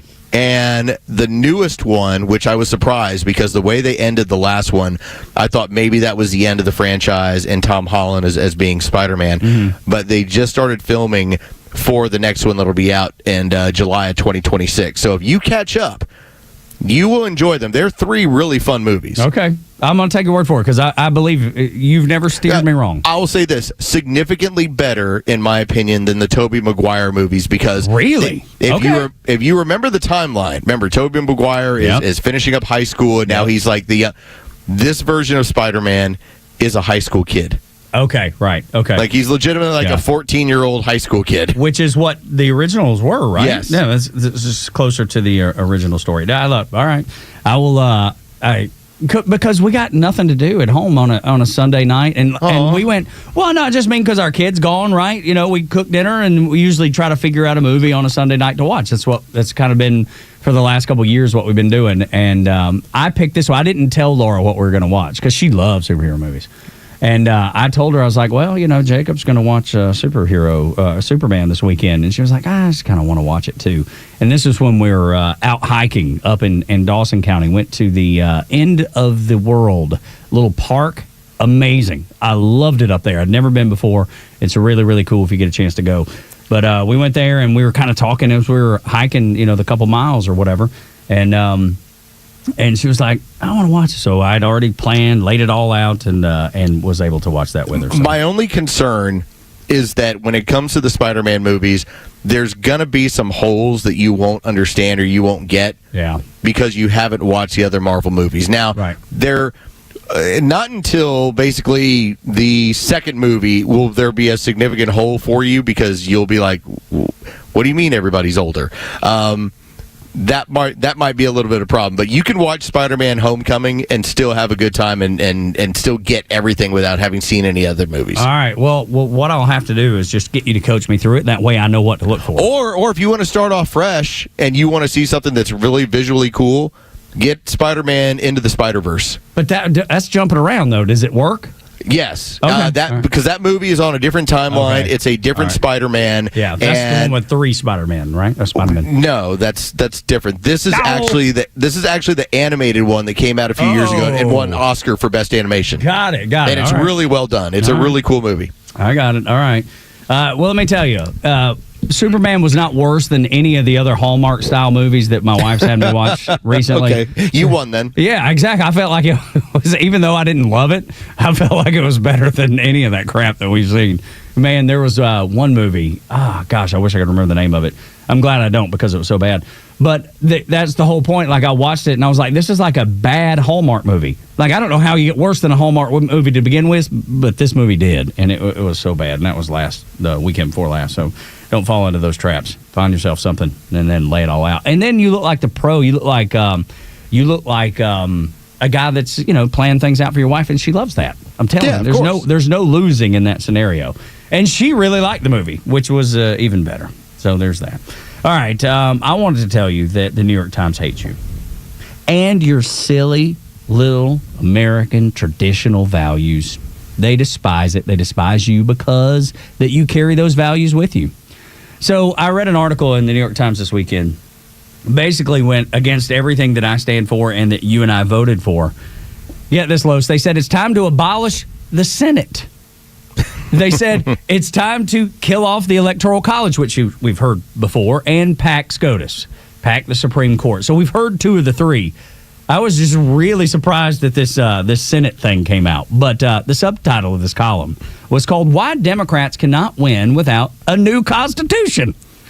Imagine that. They can't win without a new Constitution. If they have to play by the rules of this Constitution, there's no winning for them. I firmly believe that if you are beating them badly on the field, they're going to reveal themselves more and more. Yes, and that's true, and that's exactly what they've done here.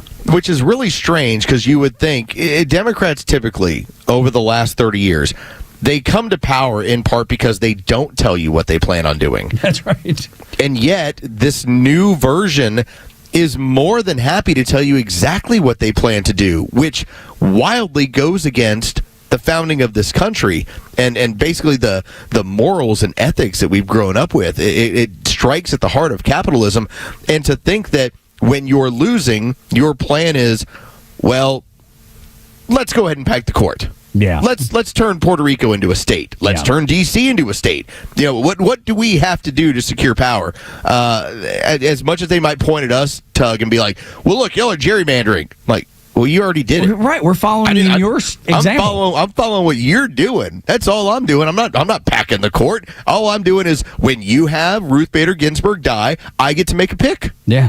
That's right. And you should have told her to go away beforehand. Absolutely right. She didn't, and too bad. Sorry about your luck. I mean, do you remember that they were actually building documentaries around that woman to show you her workout routine as if she was going to live forever? Dude, talking about she was like the poster child for everything wrong with communism and everything wrong with America and everything wrong with what was going on in the Supreme Court.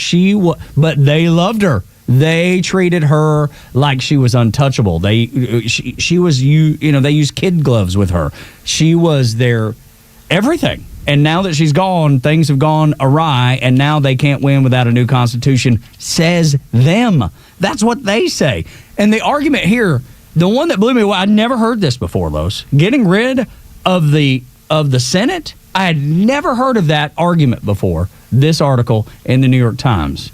And it says, the reason they want to do that is they're very tired. They're very fed up with Wyoming having the same number of senators as California, which is the beauty of the system to begin with. Exactly.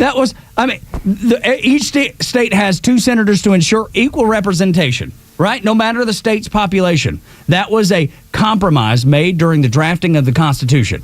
And if you want to give this person a little bit of history, and I don't know how much they're really aware of it, voting on senators is a relatively newer thing. Right. They were always appointed. They were always appointed from the state houses, where it was, all right, here is our representation in Washington for our state. It's always been that way. That's not going to change. That is the simplicity of. Now, I would say this to these people: if they don't like it, go win some elections. Well, believe me, right. I mean, if you don't like it, go turn Montana blue. That's what we had to do. Yeah. That's what we had to do. Now, they're going to, like you say, throw gerrymandering in our face about Texas and Florida. And you're like, just like you said, we're following the rules that you've laid out. We're following the map that you laid out because you've done that in every state that you run. Princeton Review says Illinois, the most gerrymandered state in America. What is it? It is a blue state. Biggest city, Chicago, completely bankrupt. They can't afford schools and roads because they've spent so much money on illegal immigration and gifts to illegals for coming there. They've decided to do this. Not us. They've decided to do this. And now they're mad that the red states are going to follow suit. But the entire article talks about how Americans just don't understand what they're voting for. No, I know exactly what I'm voting for. Exactly. In fact, I get to, more so than anyone else, Tug. And part of this is just obviously the job we do. I have a full sense of clarity as to what I'm voting for, no matter what, because this is what we cover on a regular basis. And I hope that everyone else who is out there feels the same way. Every time I get this sob story somewhere of, can you believe this happened to this person? Do you imagine that they're actually having law enforcement on the streets of D.C.? Can you imagine that Donald Trump actually met with a dictator? I'm like, yeah, I voted for all of this. Yeah, well, but the other thing is, think about this. Remember when Kathy Hochul brought up the National Guard to protect the subways because there were people being murdered on the subways? Lit on fire on the subways? That's exactly right. And she was praised for doing that. Of course she was.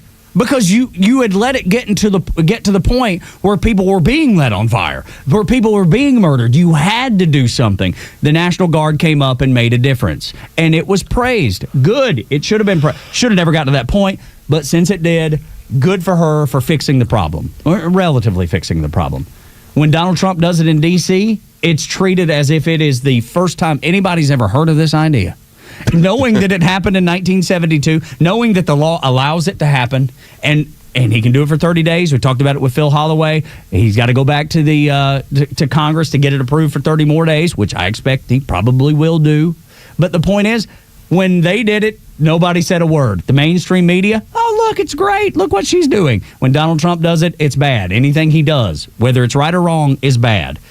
And when it comes to not knowing what we voted for, you're right. I know exactly what I voted for. I wanted to protect the constitutional republic from the Democrat mob and their communist dreams. That's what I voted for. And that's what the New York Times hates. So they want to get rid of the Senate. They want to pack the court. And they would like to get rid of the Electoral College. That way they have unencumbered power, Los. It's a lot of fun how they just pull the mask off once they get so upset. Yeah, you're right. That's exactly right. They finally get fed up. I'm not playing Mr. Nice Guy anymore. Surprise! Yeah. I want to pack the court.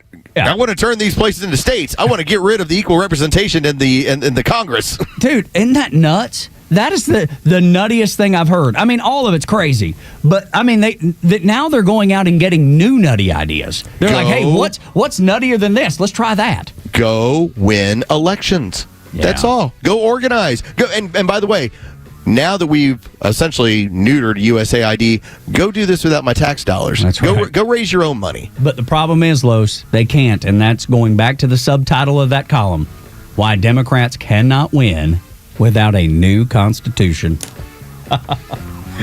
They know it. They know it. That's why they want to destroy the one that you've lived under and that it's been successful for 250 years. The team I used to pull for on Sunday pulls against me and you every day. Next on Extra.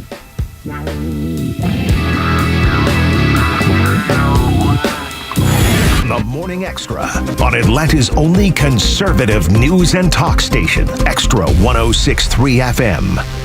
Oh, True Prep. Hey, it's Los. Let's talk about one of the coolest places in all of Atlanta. That is True Prep. First off, you want to go to the store, by all means do so. 1000 Cobb Parkway in Marietta. Whether it's outdoor equipment, whether it's home defense, personal defense, whether it's just being ready for any crazy scenario that could possibly happen to you. I remember a couple months ago, hey, it was an earthquake. Wasn't a bad one, but I remember thinking to myself, man, had I lost power, how good would I be? Pretty good, because I've got all of my food prep over from True Prep. You can go on over right into the store and take a look at all this. Or you can also go online. Go to trueprep.com. That's truprep.com. You're going to notice a couple of things. First off, 20% off right now through the end of the month. Used guns and gear sale. It's a huge sale going on. You can always click right there in the right side. Used guns and gear. You're going to see 20% off. You're also going to see their sales and clearance items. And then once you take care of that, hey, it's going to be upcoming this week. Let's say it's time to buy a new firearm, or you're searching for some firearm for somebody who's going to be a first-time gun buyer. This is the week over at True Prep. Coming up on the 24th, you're going to have their first-time gun buyers class. This is where they will help you find the right firearm for your needs, how you plan on using it, how you plan on taking care of it, and then how you plan on storing it. They will help you with all of those practices so that you then are very responsible with that firearm and ready to go whenever you need it. Go to trueprep.com. That's truprep.com. Prepare today for a worry-free tomorrow with True Prep. The latest sports news, powered by 680 The Fan, and driven to extra listeners by RBM of Atlanta in Sandy Springs, Atlanta's Mercedes-Benz connection since 1964. Good morning. Here are your sports headlines for Monday, August 18th. The Atlanta Braves finished off a 5-1 road trip by sweeping the Cleveland Indy Guardians 5-4 the final yesterday afternoon. Jurickson Profar with a go-ahead two-run homer in the top of the sixth inning. The Braves return home tonight to host the Chicago White Sox in a 3-game series. First pitch is set for 7:15 at Truist Park. You can hear that game live on our sister station's brand new app, 680 The Fan. From the NFL, the Falcons dropped their preseason game to the Tennessee Titans last week, 23-20 at Mercedes-Benz Stadium on Friday night. The Falcons are out of training camp mode, but they will finish up their preseason schedule this week with a road game Friday night in Arlington against the Dallas Cowboys. With your sports headlines, I'm Carlos Medina. A born leader never rests. The GLE SUV continues to advance its legacy with intuitive technology, rich refinement, and all-hybrid power, including a plug-in model. From safety to style, leadership is a GLE family value. Get an exceptional offer on the 2025 Mercedes-Benz GLE 350 SUV. Just $829 per month for 36 months with $62.83 due at signing. Exclusively from RBM of Atlanta in Sandy Springs. Contact RBM of Atlanta for details and see how to qualify. today. We'd love to welcome you to the RBM of Atlanta family. Special lease rate available only to qualified customers exclusively from Mercedes-Benz Financial Service through RBM of Atlanta, Sandy Springs through September 2nd, 2025. Excludes tax, tag, title, and Georgia Lemon Law fees. Contact RBM of Atlanta for details on this and other exciting offers. Visit us at rbmofatlanta.com or call us at 770-390-0700 for details. A golf instructor who knows technique can improve an aspiring pro's swing. But one who really cares can help transform a career. There he is, your new champion. When you team up with someone who knows a lot and cares even more, you're unstoppable. At Truist, we believe the same is true for banking. Truist, leaders in banking, unwavering in care. Truist Bank, member FDIC, leading based on top 10 U.S. commercial bank. Modular and off-site construction is booming. If you're an architect, building engineer, supplier, developer, or contractor, you can't miss the Off-Site Construction Summit, returning to the International Convention Center in Atlanta on August 19th. With the rising cost of traditional building, modular and off-site construction is changing the way that companies build. It's quicker, cheaper, and offers a faster ROI. So don't miss the Off-Site Construction Summit, coming to the International Convention Center in Atlanta on August 19th. This is your opportunity to learn from and connect with the industry's best. Register today at offsiteconstructionnetwork.com. That's offsiteconstructionnetwork.com. Her name is Kayla. She's 17. She's alone, she's terrified, and pregnant, sitting in a clinic, tears, blurring, thinking abortion is her only option. Until she was offered a free ultrasound, paid for by a hero just like you. The moment Kayla heard her baby's heartbeat, the decision was made. And today, her little baby, Gabriel, is thriving because Preborn walked with Kayla every step of the way. Now multiply that by 38,000. That's how many babies Preborn has helped save this year. How many mothers Preborn has come alongside with practical and spiritual resources to make motherhood possible. But here's the most important thing you'll hear today. The goal is to save 70,000 by the end of the year, and they can't do it without you. Every $28 provides an ultrasound, the moment that changes everything. Will you be the reason the next Kayla chooses life? To donate, dial pound 250 and say the keyword baby. That's pound 250 baby. Or donate securely at preborn.com/Beck. That's preborn.com/Beck, sponsored by Preborn. Extra 1063 personalities aren't afraid to tell it like it is. Without Donald Trump, nothing that's going on would be happening right now. Donald Trump is changing the world. And you'll never hear us spew that violent rhetoric from the left. So don't be afraid to tell it like it is. Because we're happy to have you as part of the Extra community. I particularly like Donald Trump's actions in getting illegal aliens the hell out of this country. Extra 1063 and the Extra app. I guess it's on the weekend. You probably don't have to work on the weekend. Most people don't have to work on the weekend. So protesting on the weekend is probably at least makes more sense than it does during the middle of the week when, like, most people are working. And the protest happened. There were some in Manhattan, but D.C. specifically, there were the anti-Trump protest toward the White House, Free D.C., calling for the removal of the National Guard.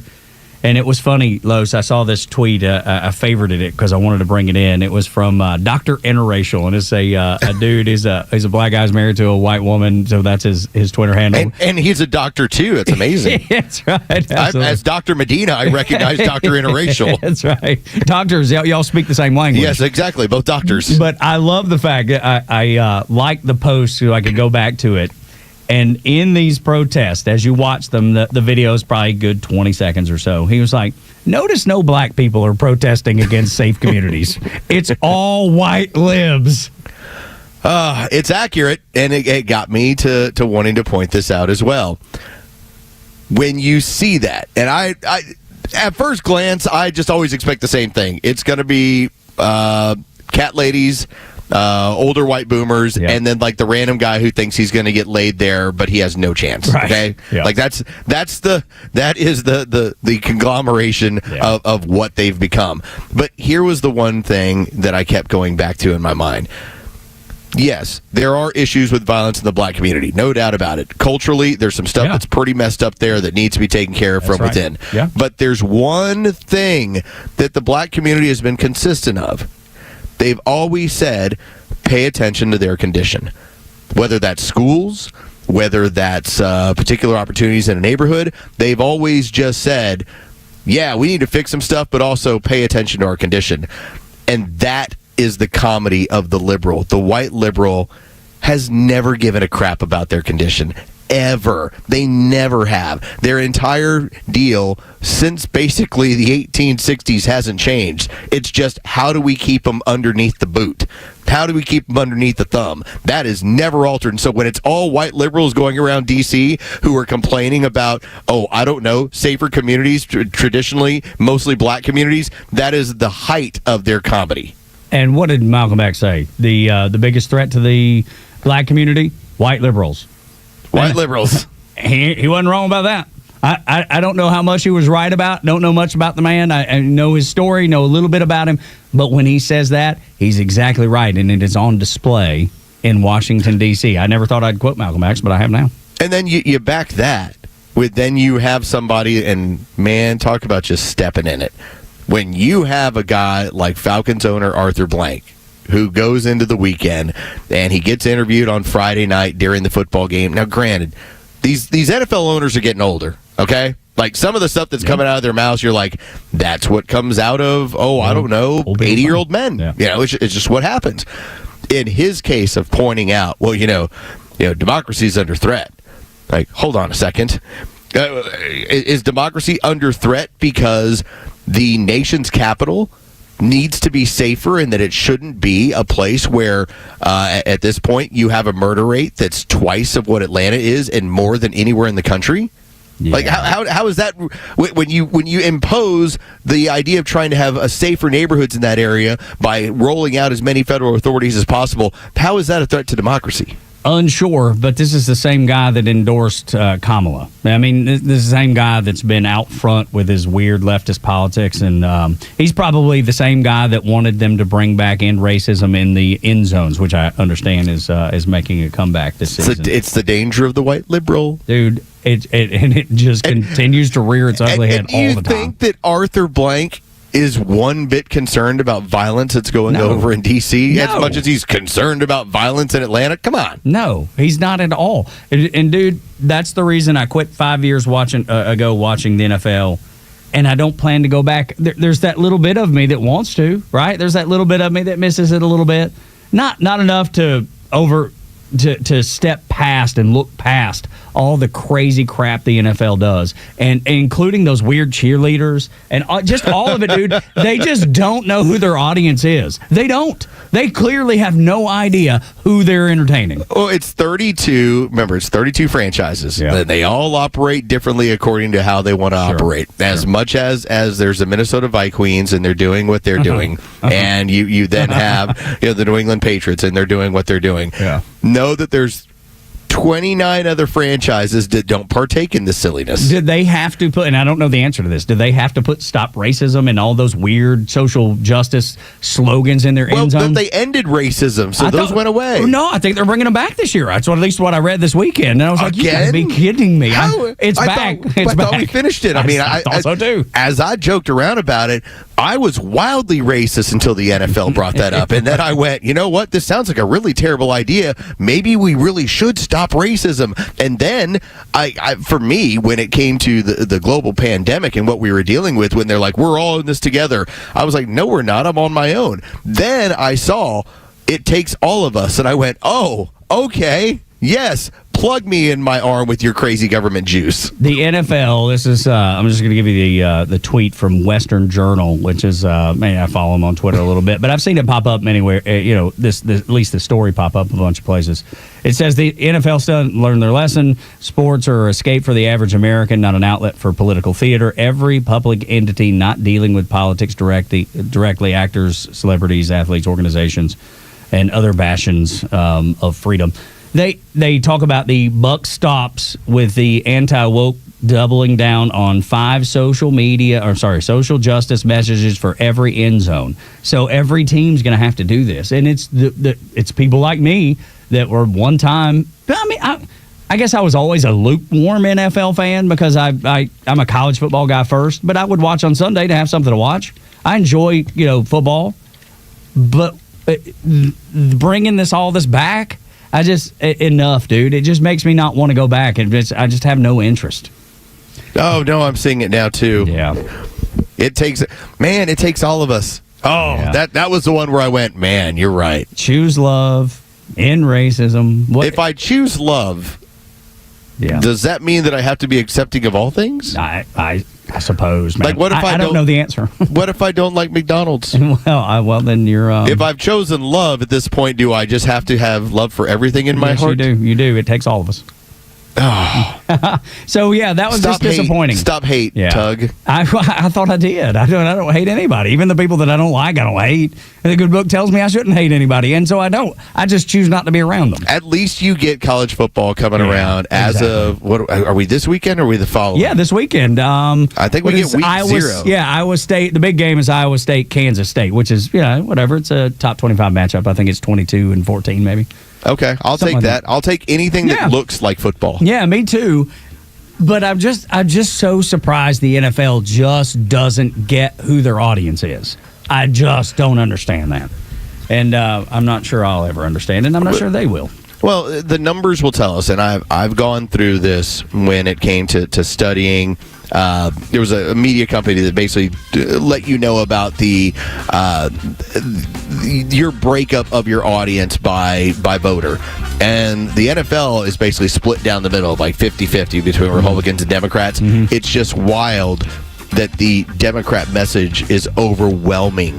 Yeah. Versus when 50% of your audience is like, come on, really? Yeah, that's weird, dude. 7 o'clock hour is brought to you by Van Sant Law Group. If you're in an accident, make the right call, vansantlaw.com. The big Russian lie reared its head again, and the man who presented it knows better, but he did it anyway.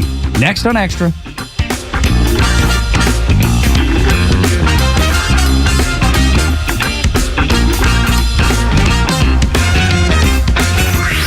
Time for the Bortz Report, exclusively on Atlanta's only conservative news and talk station, Extra 106.3. I actually found an interesting story in the AJC yesterday. It's about the effort by Delta airline flight attendants to unionize. Let's see what would happen if the Delta flight attendants had a union. Look at Air Canada. The Air Canada flight attendants went out on strike this weekend. The government ordered them back to work, which the government had the power to do. The airline flight attendants at Air Canada said, "Screw you, we're not going back to work." There's unions for you. I've had my personal run-in with unions. The time I wanted a picture taken on the set of The Tonight Show with Johnny Carson, nope. Couldn't have my friend take my picture. Had to be a union photographer. This was in the 70s. They were going to charge me $300 with my camera. I was in 3 motion pictures. That's it. No more. The Screen Actors Guild would require me to join their union to do any more. Wasn't going to join the union. That was the end of that. There's a union called AFTRA, the American Federation of Radio and Television Artists. Never joined. Wouldn't join. I don't know what that cost me, but I don't like unions, so I did what I felt was right for myself. I'm such a jerk. If I walk into a Starbucks store, I ask them if they're unionized. If they are, I walk out. Right now, Delta is always number 1 in customer satisfaction. Where do you think that rating goes once the flight attendants are unionized? Government schools, state schools, they're unionized. You have the American Federation of Teachers, National Education Association. How's that working out for you, parents? Your kids receiving a great education? I hope Delta employees are not stupid enough to unionize and damage Atlanta's great hometown airline. Good luck, Delta. Neil Bortz, Extra 106.3. Hey, Atlanta's Mark from the Safe House. I have a question for you. Am I the only person pissed off with the mainstream fake news, liberal judges, and whiny liberal politicians who don't realize why Donald Trump is president, and fake safes? And you may wonder, why fake safes? Well, a fake safe is like Joe Biden, cheap and ineffective. A real safe from the Atlanta Safe House is like Donald Trump, tough, effective, and provides peace of mind when you need it the most. So drop by Atlanta Safe House and check out the largest selection of safes in the Southeast. keys and see what a real safe looks like. So go to atlantasafehouse.com. Hey, it's Los. We're here with Tom Mitchell, the honest car guy. Tom, I'm looking for a reliable vehicle, something for the family, but also for my daughter who's going to be driving soon. Why should I call you? The main thing is you get to see it's a full transparency sale. What I like to do is show you the whole gamut, show you everything that's out there and everything that's available. I can get any make, any year, any model. Financing. If I need to use it, what can you offer? We have some of the best banks available, and we got rates starting at 4.99 from a 23 model and above. It could be a 14 model. We still have banks that will do all the financing for you at good rates, and they're primary banks. If you have credit issues, we still have banks that can accommodate those issues as well. Friends, if you're in the market for a pre-owned car, truck, or SUV, get an honest car buy from the Honest Car Guy. You pay what we pay, plus an honest fee, and we back that up by giving you the bill of sale. That's our transparency guarantee. Call 844-SHOW-ME-1. That's 844-SHOW-ME-1, or visit honestcarguy.com. WFOM and W292 EV Marietta, a Dickey broadcasting station. The 8 a.m. hour is brought to you by Central Heating and Air. President Zelensky can end the war with Russia almost immediately.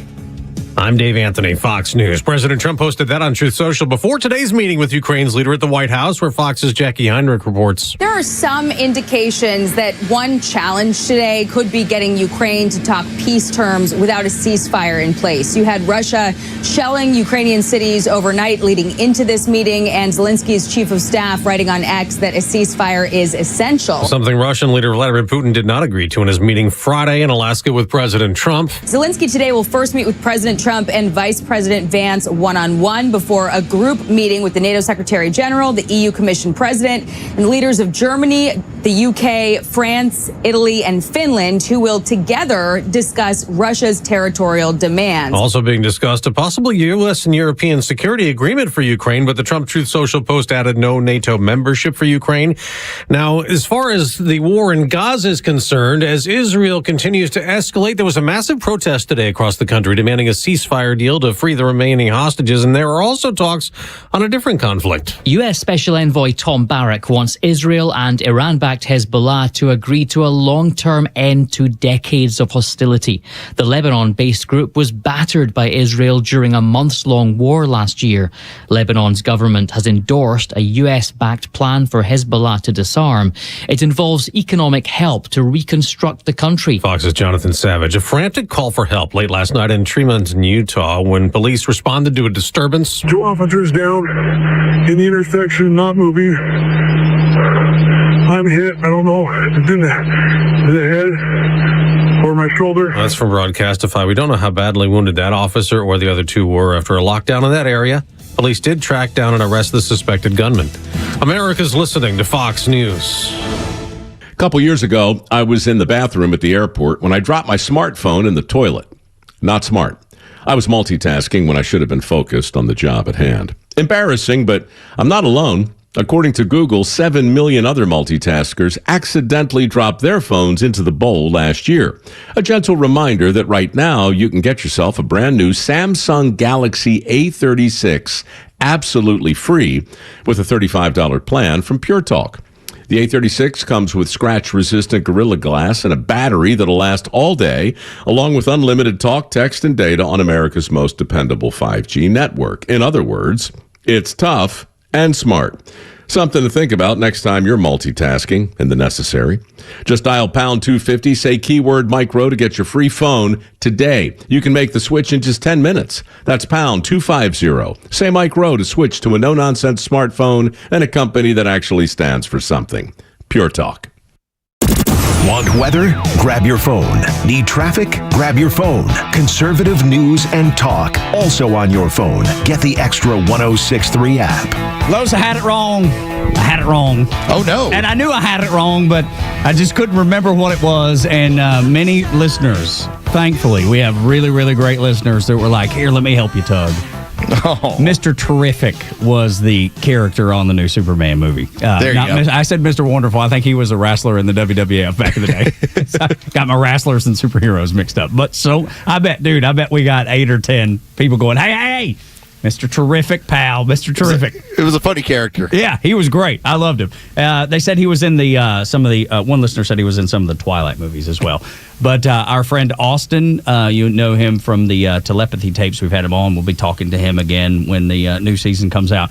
He's also chimed in, and he liked Krypton the dog too. So I wasn't The dog alone. was fun. I get it. The dog. Dude, I was like, wait a minute. Superman's got a dog? I don't remember this ever being part of the story, and it turns out it's Superman's cousin or niece or something at the end that the dog belonged to. But, by the way, just as we're on this particular topic, so as much as I was looking for what James Gunn had brought up, like, this is a movie about aliens, this is a movie about what... it was not hitting me over the head the way he tried to make it out. No, you're right. I think when he said all that, I think that was just his personal belief, not what had leaked into the movie. And at least that's the way it kind of played out or seemed. Yeah, I didn't get some crazy impression of like this is this is some sort of this is some allegory for illegal immigration. I was like, no, it's just he's an alien. Yeah, that was it. And it was funny though. The mama, his mama in Kansas, had a southern accent. I was like, well, wait a minute. Yeah, it's like, and okay, so that part, as again, family in Kansas, all I could think of was how podunk did they try to make like this caricature of these people? They couldn't have missed more of like the mid. And by the way, frumpy is all day long. Yeah, just the thing that stood out to me the most is Mama had thick Southern accent. Daddy didn't have any accent that I could tell, and they lived in Podunk, Kansas. So I was like, wait a minute, y'all got this all wrong. Y'all needed me to help out. I could have helped y'all with that one. At least if you go back, the 10, 12 years ago, and at least that version of Superman, his parents are Kevin Costner and Diane Lane. I'm like, okay, thank you. You couldn't have gone more in the opposite direction with this one. Yeah, no kidding. Holy smoke. So if you saw Superman or have seen the new Superman, let us know what you think. At Front Office Los, at Whiskey Click for Dre, and then at Tug Coward or at Extra 1063. It's easy to get a hold of us. I would tell you to call, but it'll be confusing how to do that. And but I mean, if you want to, if you can remember this, you write it down: 470-552-0020. Our number, our regular number, has been hijacked by Delta, so we don't have that right now. It's usually when you're talking about hijacking things in an airline, it ain't good, and it's not this time either. So, but that's what we're up against. So, if you want to reach out, you're always welcome. We always want you involved in the conversation here on the Morning Extra Tug and Los until 10. Eric Swalwell, boy, when I bring up that name, it's one of those names that will make your blood boil if you sit down and think about it too long.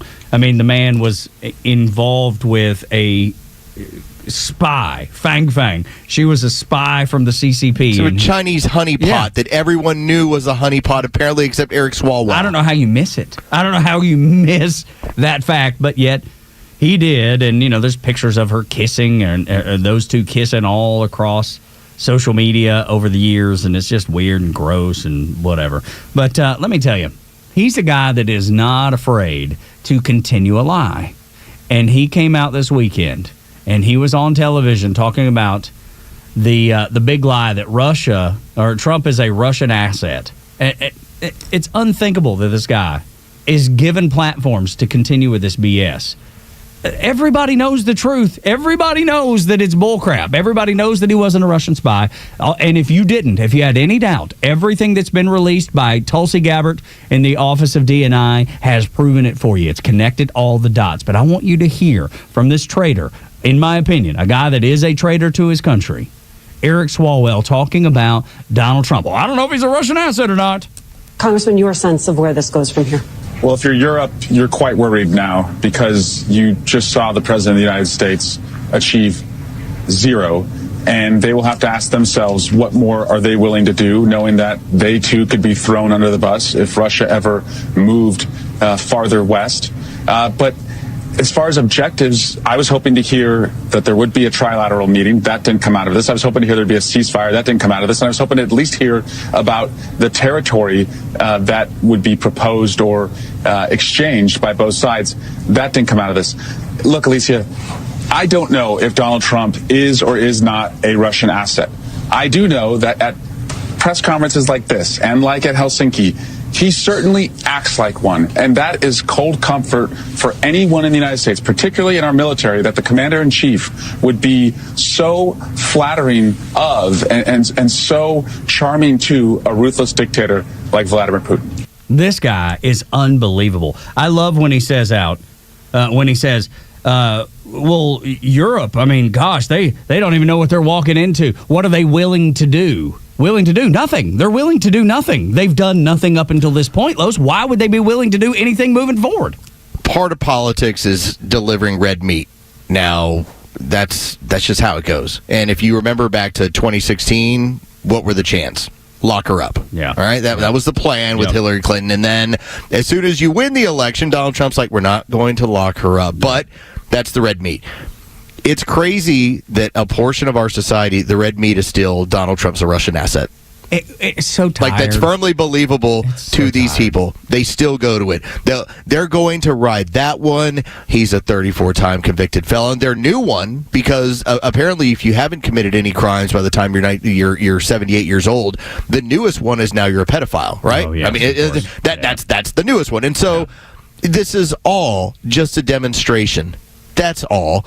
And in truth, trilateral meeting, the hell, there's no way I would ever put Zelensky in a room with Putin, who, as I said on Friday, they tried to kill one another. Not just like take each other's country over or start a war. They actually launched personal drone strikes to kill the head of the other state. Yeah. You can't put them in the same room. No, of course not. And in the meetings today, well, I mean, how much more who else do you want to be in the meeting today that's not in there? The one that's going down to the White House. Zelensky will be there. The Europeans will be there. Donald Trump is going to be there. This is what's going to be so frustrating for them, Tug. If this works out, this is going to be such a tremendous victory for Trump. The pivot is going to be incredible because the entirety of the news cycle since Friday has been they didn't get anything done. That's not going to get done. Why is there not a trilateral meeting? Why have they not? Why do we not know the conditions? What do we not know about land? You're not in those meetings, Eric Swalwell. You're just not. You're not important enough. You're not going to get any of this stuff done. So if something does get done, watch their heads explode. Like I wouldn't even be around your Aunt Peg's house. Like she might have a nuclear meltdown at her house. For sure. Like she might actually pull down her Ukrainian flag from outside her home. And the crazy thing is, Swalwell's mad that he met with Putin. He's mad that he met with Putin, and now he's mad that Putin's not involved with the meeting with that's going down today. Which is it, dude? You can't be both ways. Can't be both. But he's riding the fence on both sides. So which? And I think Phil Holloway said it best when he said, if Trump's right, he's wrong, and if he's wrong, he's wrong. There's no winning with people like this. What does Eric Swalwell provide? Give me something that putting him on television is going to provide someone. I can't see anything he provides except that the red meat. Red meat. That's it. And I guess, but your ratings suck. I mean, MSNBC's ratings couldn't be any worse.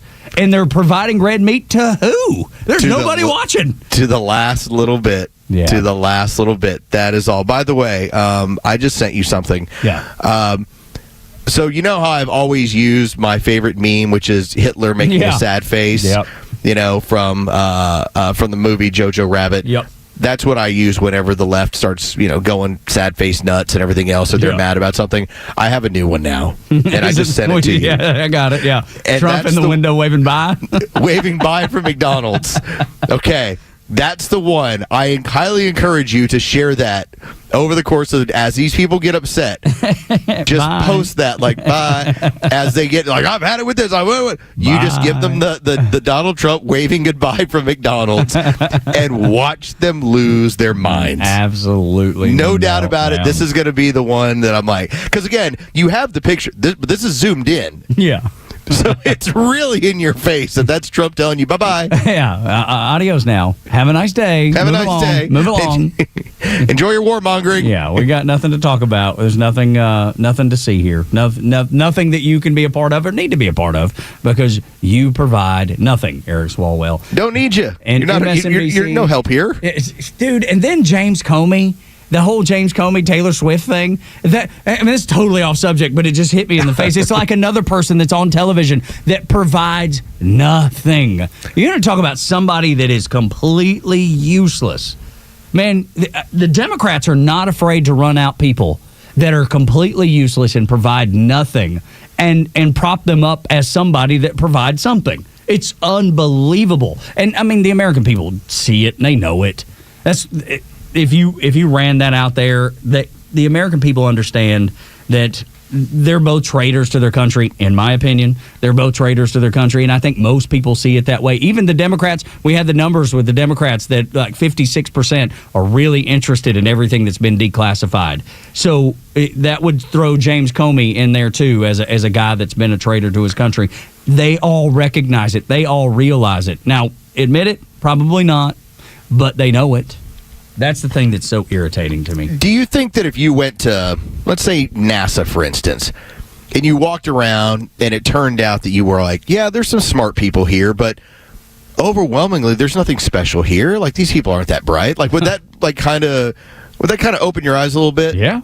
Sure would. Yeah. Okay, well, that's your entirety of your government. Yeah. Okay, yeah. Your government is filled with a bunch of very mediocre people that can't wait to talk to you about Taylor Swift, and they are filthy to the core. Are they smart? No. Not particularly.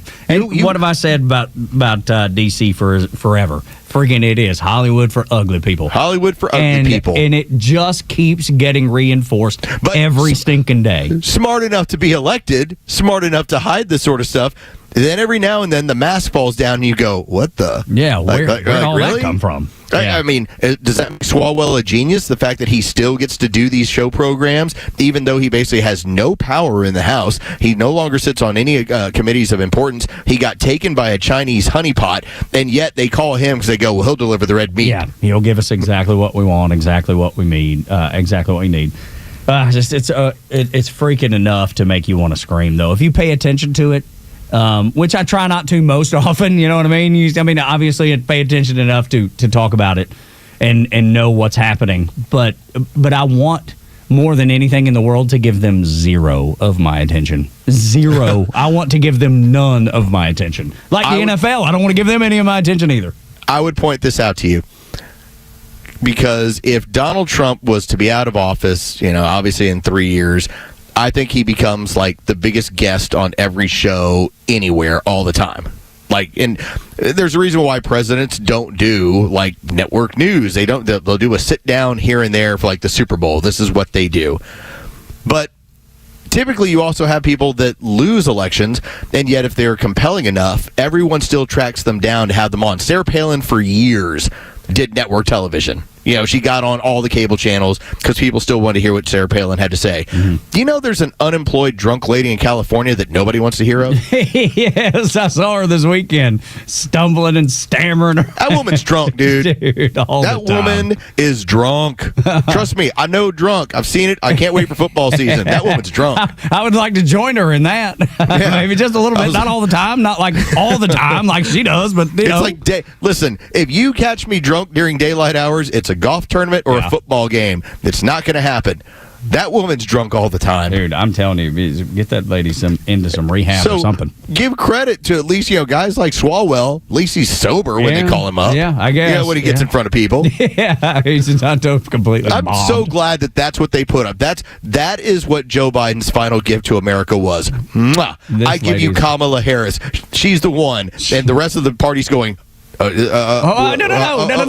And then they had to follow all of their DEI rules. Yep. And so once they did, they gave us a drunk, crazy woman who all she did was tour the country. And then as soon as they rejected her, then all she did was tour the country drunk. Yeah, and continues it on. So she's the gift that keeps on giving. Thank you, Joe Biden, I suppose. But hey, here's another thing, though, Los, that you'd brought up, and the fact that Donald Trump said, Xi will not invade Taiwan while he's in office. And he said President Xi told him that.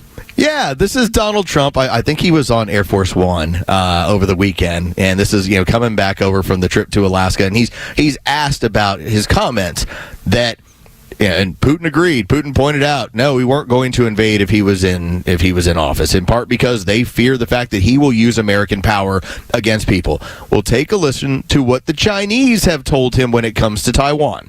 You have a very similar thing with President Xi of China and Taiwan. But I don't believe there's any way it's going to happen as long as I'm here. We'll see. He told me, I will never do it as long as you're president. That's President Xi told me that. And I said, well, I appreciate that. But he also said, but I am very patient. And China is very patient. And we've learned that. I say, well, that's up to you. But it better not happen now. Dude. They missed their window with Joe Biden. Yeah. But they'll get another one down the road. Absolutely, they will. Donald Trump's not always going to be in office. There won't always be a Republican in office. And they are very patient. Now, right now, there's a bit of concern about their military having the ability to do it and to pull it off anyway. You see the way that they had a Chinese Navy ship and a Chinese, I think it was a Coast Guard, maybe Coast Guard ship.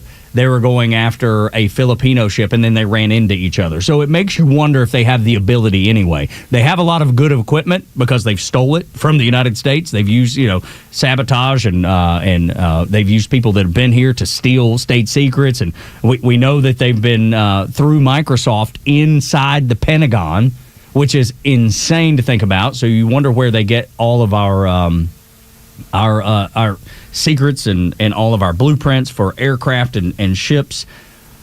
But are they able to use it effectively? So that's another reason that he may be very, very slow to act. Because if you recall, he said 2027 was their target year. And now he's backing off that for a few different reasons, probably Trump. And then, does my military even have the ability to pull this off? China does have an age window.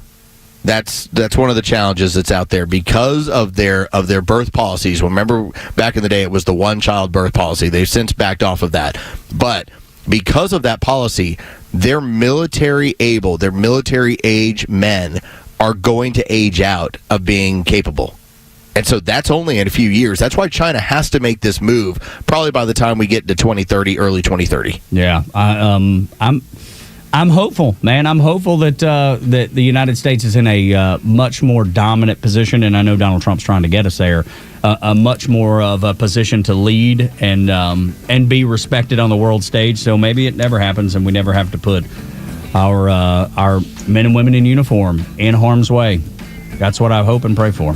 When we continue on Extra 106.3, 8 o'clock hour brought to you by Central Heating and Air Conditioning, your Atlanta carrier experts, 770-GET-HEAT, centralheat.com. How nervous is Hillary Clinton about her future? Man, she was given praise in a place that I don't think I've ever heard her give praise before. Over the weekend. Next on Extra. The Extra 106.3 app is your live connection to the station, streaming free across Georgia. But it's also loaded with all our original shows and podcasts. Listen to exclusive shows from Janelle King, Ben Burnett, and so many more. Grab the Extra 106.3 app now and start streaming. Don't miss out as your Atlanta Braves face the White Sox and Mets August 18th through the 24th. Fans can look forward to 3 giveaways during the series, including the Spencer Strider vinyl record giveaway on August 19th, featuring music from some of Spencer's favorite bands, plus a post-game performance at the Battery Atlanta Green, hosted by Spencer. And on Friday the 22nd, join us for a special alumni night, presented by your local Ford dealer, to celebrate the 30th anniversary of the 95 World Series Championship. Check out the pregame alumni parade down Battery Avenue, featuring fan favorites like Greg Maddux, Fred McGriff, Avi Lopez, and more. And then receive a 95 World Series replica ring presented by Coke. Then we keep the fun rolling on Saturday with the first annual hunting and fishing night, including some fun activities courtesy of the Georgia Department of Natural Resources in the Battery Atlanta, and a camo rope pack giveaway presented by Realtree. Get your tickets at Braves.com/promos. Atlanta Braves Baseball. We are Braves country. You protect your physical health by choosing your doctors carefully. Protect your financial health by choosing an attorney carefully. An accident can be very costly. You want to receive the compensation you deserve. Call Van Sant Law. My friend David Van Sant will take care of of you trust me very well. The number is 855-GA-INJURY. The website is vansantlaw.com. In the event of an accident, it could be the most important phone call you make. Advisory services offered through Master Plan Retirement Consultants, Inc., a registered investment advisory in the state of Georgia. Insurance, tax, and commodity services offered through Fricks & Associates, Inc., DBA Master Plan Retirement Consultants. The aforementioned are affiliated companies. Retirement means different things to different people. Some folks want to travel the world. Some folks want to spend more time with grandkids. For me, I'm looking forward to spending more time with my guitar. Whether extravagant and robust or simple and cozy, every retirement needs a plan. You wouldn't take a trip without directions. You have to know where you are before you know where you're going. Master Plan Retirement Consultants have helped many like you plan for their own retirement. Not only does Master Plan help you create the roadmap, they join you on the journey. So whether you want to travel the world, become a pickleball champ, or just looking for a good porch, a sturdy rocking chair, and an acoustic guitar, remember to plan well because the destination is worth it. Visit masterplanretire.com to schedule your complimentary consultation today. My name is Patrick, and I'm the Military Outreach Manager at the Warrior Alliance. I served in the U.S. Army as an airborne ranger and deployed to several combat zones in support of the global war on terror. Veterans bring excellence through our work ethic, skills, and civic duty. However, transitioning to civilian life can be difficult, as we all share a loss of purpose when leaving the military. Returning veterans have earned and deserve our support so they can thrive on their journey home. The Warrior Alliance understands the challenge and is helping warriors navigate to success after service. Join us in changing thousands of lives for the better. Donate today at thewarrioralliance.org. Hey, it's Los. We're here with Tom Mitchell, the honest car guy. Tom, I've learned a lot about this car buying process from you. Is that typical of most of the clients you've worked with? Yeah, I'm finding out it's even more typical. I mean, people are learning more and more, and maybe it's because I overload them with information because I want to be able to sleep at night. I want to make sure you know everything. Do I have to have a particular make and model in mind when I call you, or is it just open to anything I want? It's open. I can get any make, any year, any model. I might be looking to trade in my vehicle. Can you accommodate that as the honest car guy? For sure. I mean, we love it when people want to trade in cars because honestly, it's best for you to trade in the car. Why? Because you get a tax savings. Friends, if you're in the market for a pre-owned car, truck, or SUV, get an honest car buy from the honest car guy. You pay what we pay, plus an honest fee, and we back that up by giving you the bill of sale. That's our transparency guarantee. Call 844-SHOW-ME-1. That's 844-SHOW-ME, the number 1, or visit honestcarguy.com. The stories that matter to you. These are your Georgia headlines. Here are your Georgia headlines for Monday, August 18th. The Atlanta Track Club raised over $40,000 for the family of fallen DeKalb police officer David Rose during Saturday's Atlanta's Finest 5K. Rose was the officer who died in the shooting at the CDC earlier this month. 1,500 runners completed the race at Pemberton Place, and over $160,000 were also raised for other officer support programs like Crime Stoppers of Georgia. 10 people, including 5 from Atlanta, have been charged with loan fraud and money laundering in a $9 million scheme against the U.S. Small Business Administration. The defendants are accused of submitting false applications to the Economic Injury Disaster Loan and Paycheck Protection programs. They allegedly used the proceeds of the loans to purchase luxury vehicles and rent homes in metro Atlanta. The defendants will now appear in federal court. And be careful who you hire for pest control. The Georgia Department of Agriculture has issued a warning about unlicensed pest control services operating in Georgia. Over 175 violations have been reported this year. Today's weather mostly sunny with temperatures reaching the low 90s. We've got a small chance for evening showers. With your headlines, I'm Jerry Payne for Extra 106.3. Tug and Los until 10 on the Morning Extra on Extra 106.3. 8 o'clock hour is brought to you by Central Heating and Air Conditioning, your Atlanta carrier experts. 770-GET-HEAT. CentralHeat.com is the website. So I can't help.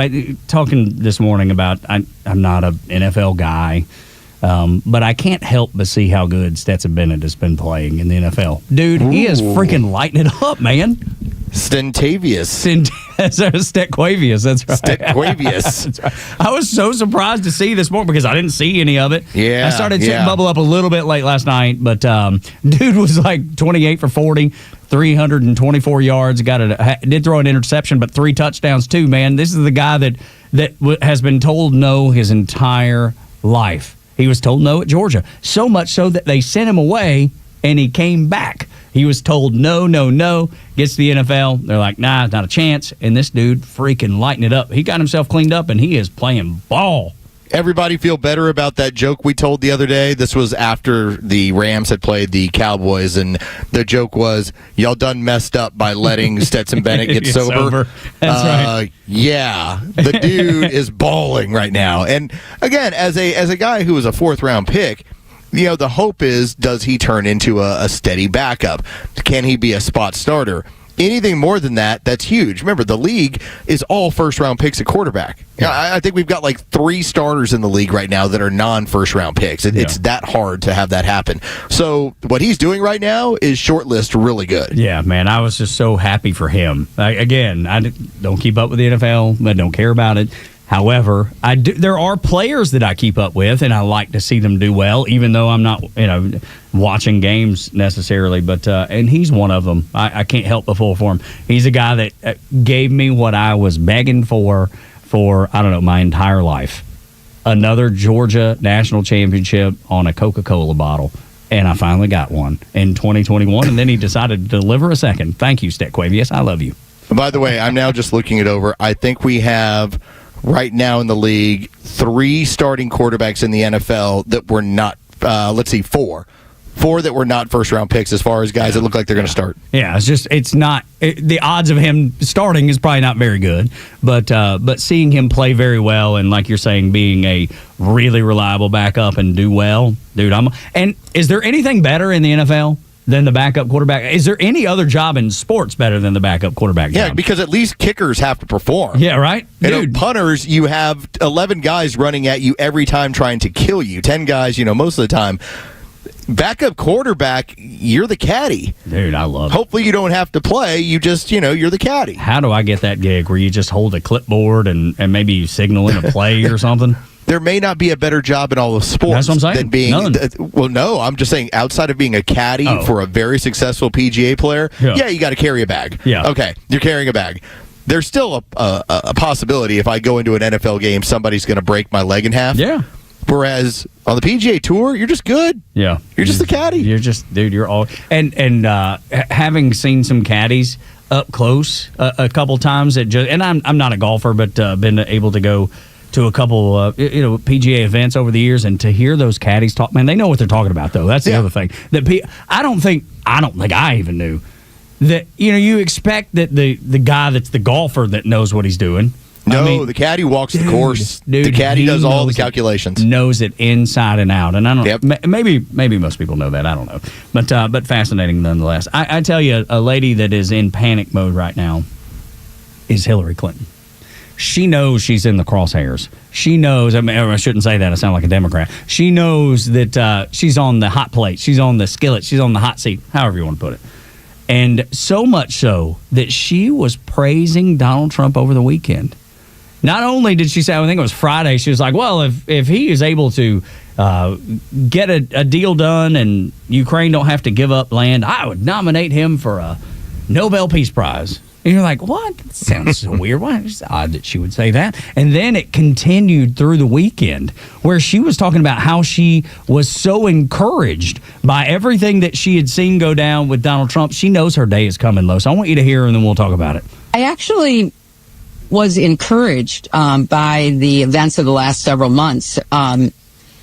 First of all, the NATO commitment by individual member states to increase their defense spending is very welcome. It's something that prior administrations have certainly sought, and I think it's great that we are seeing these commitments that now have to be followed through on. The willingness of European countries to support Ukraine, and by doing so, buy American weapons in order to provide them to the Ukrainians. I think all of that is a very good signal that there is beginning to be a better understanding, both by the president and the people around him, as well as by the leaders of our European allies, that there can be common ground amongst us. And the kind of dismissiveness that we saw in the first Trump administration has been replaced by a much more obvious working relationship to the good of European security, transatlantic security, and hopefully Ukrainian security. So I'm actually encouraged. Yeah, she's toast. She's so screwed, and she knows it. Talking about NATO spending, man. How about that? Donald Trump's got them spending money. They would never do that when I was Secretary of State. Couldn't convince them to do that, but now they have. I'm so encouraged. Was that weird how, like, her nose was just all brown? Yeah. It was just so incredibly brown. Reckon where it had been to get all brown like that. This woman who we could have gone, and I'm willing to bet, if we were to pull, like, no matter what you do for the rest of the week, Jure, hold on to that audio. Because I want to find audio from like a month, 2 months ago. Yeah. And you will find, and we can also, well, the circumstances have changed. No, this woman has been saying the worst things about that man for the better part of a decade, and now suddenly it's all roses. Yeah. That's because it's her butt. She knows. She knows it. She is in trouble because she broke the law. In my opinion, she broke the law. The email server scandal, that was breaking the law. She knew what she was doing there. And now we have the documentation that the Obama administration told the FBI and the DOJ, do not go after her. And then she cooked up the Steele dossier, knowing that it would take the heat off of her and her email scandal and put it on Donald Trump. And that's exactly what happened. You had a willing DOJ, you had a willing Obama administration to participate along with her. They are cooked and they know it. So she's like, well, maybe if I say nice things about him, that'll help. Maybe that'll clear everything up. So I'm actually encouraged. Yeah. Maybe this will take care of this. Yeah. Maybe he'll back off. No, he backed off the first time when he said, I didn't go after her because she was the former first lady. I didn't think it was good for the country. Now things have drastically changed, and knowing what she was capable of and part of and did changes the equation altogether. She's encouraged by getting out there and hopefully saying something that will maybe sway Donald Trump. But I contend that it will not ever happen again. He will never give her another pass. No. And at this point, if it's been handed over to the Department of Justice, and if this goes in front of a grand jury, remember, she doesn't have immunity. So this is somebody that's completely in play. Now, will all of this fall at her feet? Remains to be seen. I doubt it. But if it does, how delicious. Yes. How wonderful. We talk about the red meat. The red meat for us is these people are legitimate criminals. These aren't 34 convictions. This isn't, I overvalued Mar-a-Lago. This isn't, this woman said this happened to us 40 years ago. These people did this right in front of your face using the power of government. And they were celebrated for doing it. All the mainstream media just couldn't wait to tell you how great this was. And it was so out in the open as far as, like we talked about when Mar-a-Lago was raided. And we're like, they're going after the documents with Crossfire Hurricane. Like, that's what they're looking to do right now. And the interesting part for me, Tug, so I was listening to, surprise, listening to a podcast over the weekend, because that's pretty much what I do with all my weekends, is try to find something that I go, oh, that'll be kind of interesting to check out. I ended up seeing, it was Senator Eric Schmidt, and he was formerly, when we found out about all of the information when Missouri ended up suing the Biden administration over basically spying, censorship and spying using social media. So he was the attorney general who brought that. But even Senator Eric Schmidt brought it up on Tucker Carlson's podcast. He goes, they were looking for the Crossfire Hurricane documents. Like, a sitting senator was like, that's what they were going after. And which we've talked about a million times. Yes. It's now actually in the public lexicon that people have now figured out that raid was to go get the information that they knew would bury them. Absolutely right. And it wasn't there. Is she going to be punished? Talking about Hillary. I don't know the answer, but she thinks it's on the table, or she wouldn't be saying that. No, that's a 180 out of that woman. Dude, I'm telling you. So it was fun to hear her like cat on a hot tin roof a little bit. Over the weekend. I will nominate him for a Nobel Prize. Get out of here, dude. This is so crazy. Some of the things that were said over this weekend. But you know what that does do? It makes this in front of everybody, whether it's Crossfire Hurricane, like you said, being part of the public lexicon, but just being part of the conversation, it's understood now, or Hillary doing that 180. All it does is make it really easy for J.D. Vance. Sure does. And I was listening to, this ended up being CNN, and they were running through early polls. this being, this is how early we are in the cycle. We don't actually have a nominee. So at this point, it's just who's your national poll leader in terms of the Democrat. Take a listen to Harry Enton from CNN. He starts running through the information, and this is why, if you want to know why the left is freaking out in the way that they are and why they're looking over at a J.D. Vance administration, why they're getting concerned about their opportunities next go around. Take a listen. Democrats at this point are historically divided. It is a complete and utter mess. It is messier than a hoarder's basement. What are we talking about here? The national early poll leader, 25% plus. Normally that's where Democrats are. Biden was at 25% plus in 2020. Hillary Clinton was in 08 and 16. Gore was in 00 and 04. At this particular point, there is no one in the Democratic race for president who's polling at 25% plus. The water is quite warm. If you're a Democrat potentially thinking about running in 2028, jump right in, because at this point there is no front runner. Is that because how people view the Democratic Party right now, is that contributing to this? Yeah, I think that is in large part of what's going on, is one of the reasons why there is no front runner. Nobody wants to put anybody up at the top of their ballot list, is because at this particular point the Democratic brand is in the basement. It is total and complete garbage in the mind of the American public. The Democratic Party's net favorable rating, record lows in all three. Wall Street Journal, 30 points underwater. CNN, 26 points underwater. Gallup, 26 points underwater. And that is being driven in large part by discontent within the Democratic base. The Democratic base wants something different. We'll ultimately end up seeing who they choose. It'll be quite the thing who ultimately gets the rose. This is easy, dude. It's going to be a cakewalk, because who's going to jump in? Like who's the Democrat raising, other than Newsom out in California? Who's raising their hand to go into that slaughter? I mean, because it's going to be at this. If the vote happened today, it would be an absolute landslide again. And if you just look at the betting markets, J.D. Vance is so far ahead of anyone else as of right now to be the next president. You don't even have a Democrat that gets within half of his number. That's why I mean, who's going to raise their hand? That's why when he said the water's warm, who's willing to walk into that buzzsaw and have their political future just sank? I mean, head held under the water, dead in the water. I just believe Gavin Newsom is at, for lack of a better way of putting this, he's now end of the road. Okay, this is Cooley High Harmony. All right, this is Boys to Men. This is where he's at, because you have California that right now has the highest unemployment of any state in the union. You obviously have their massive deficits. You have their massive problems with homelessness. You have the stealing of fire money. For some reason, that is amazing that is really big, with Californians talking about Gavin Newsom and his wife stealing the money, yet the national media won't touch it because they know it would kill his brand and finish him off.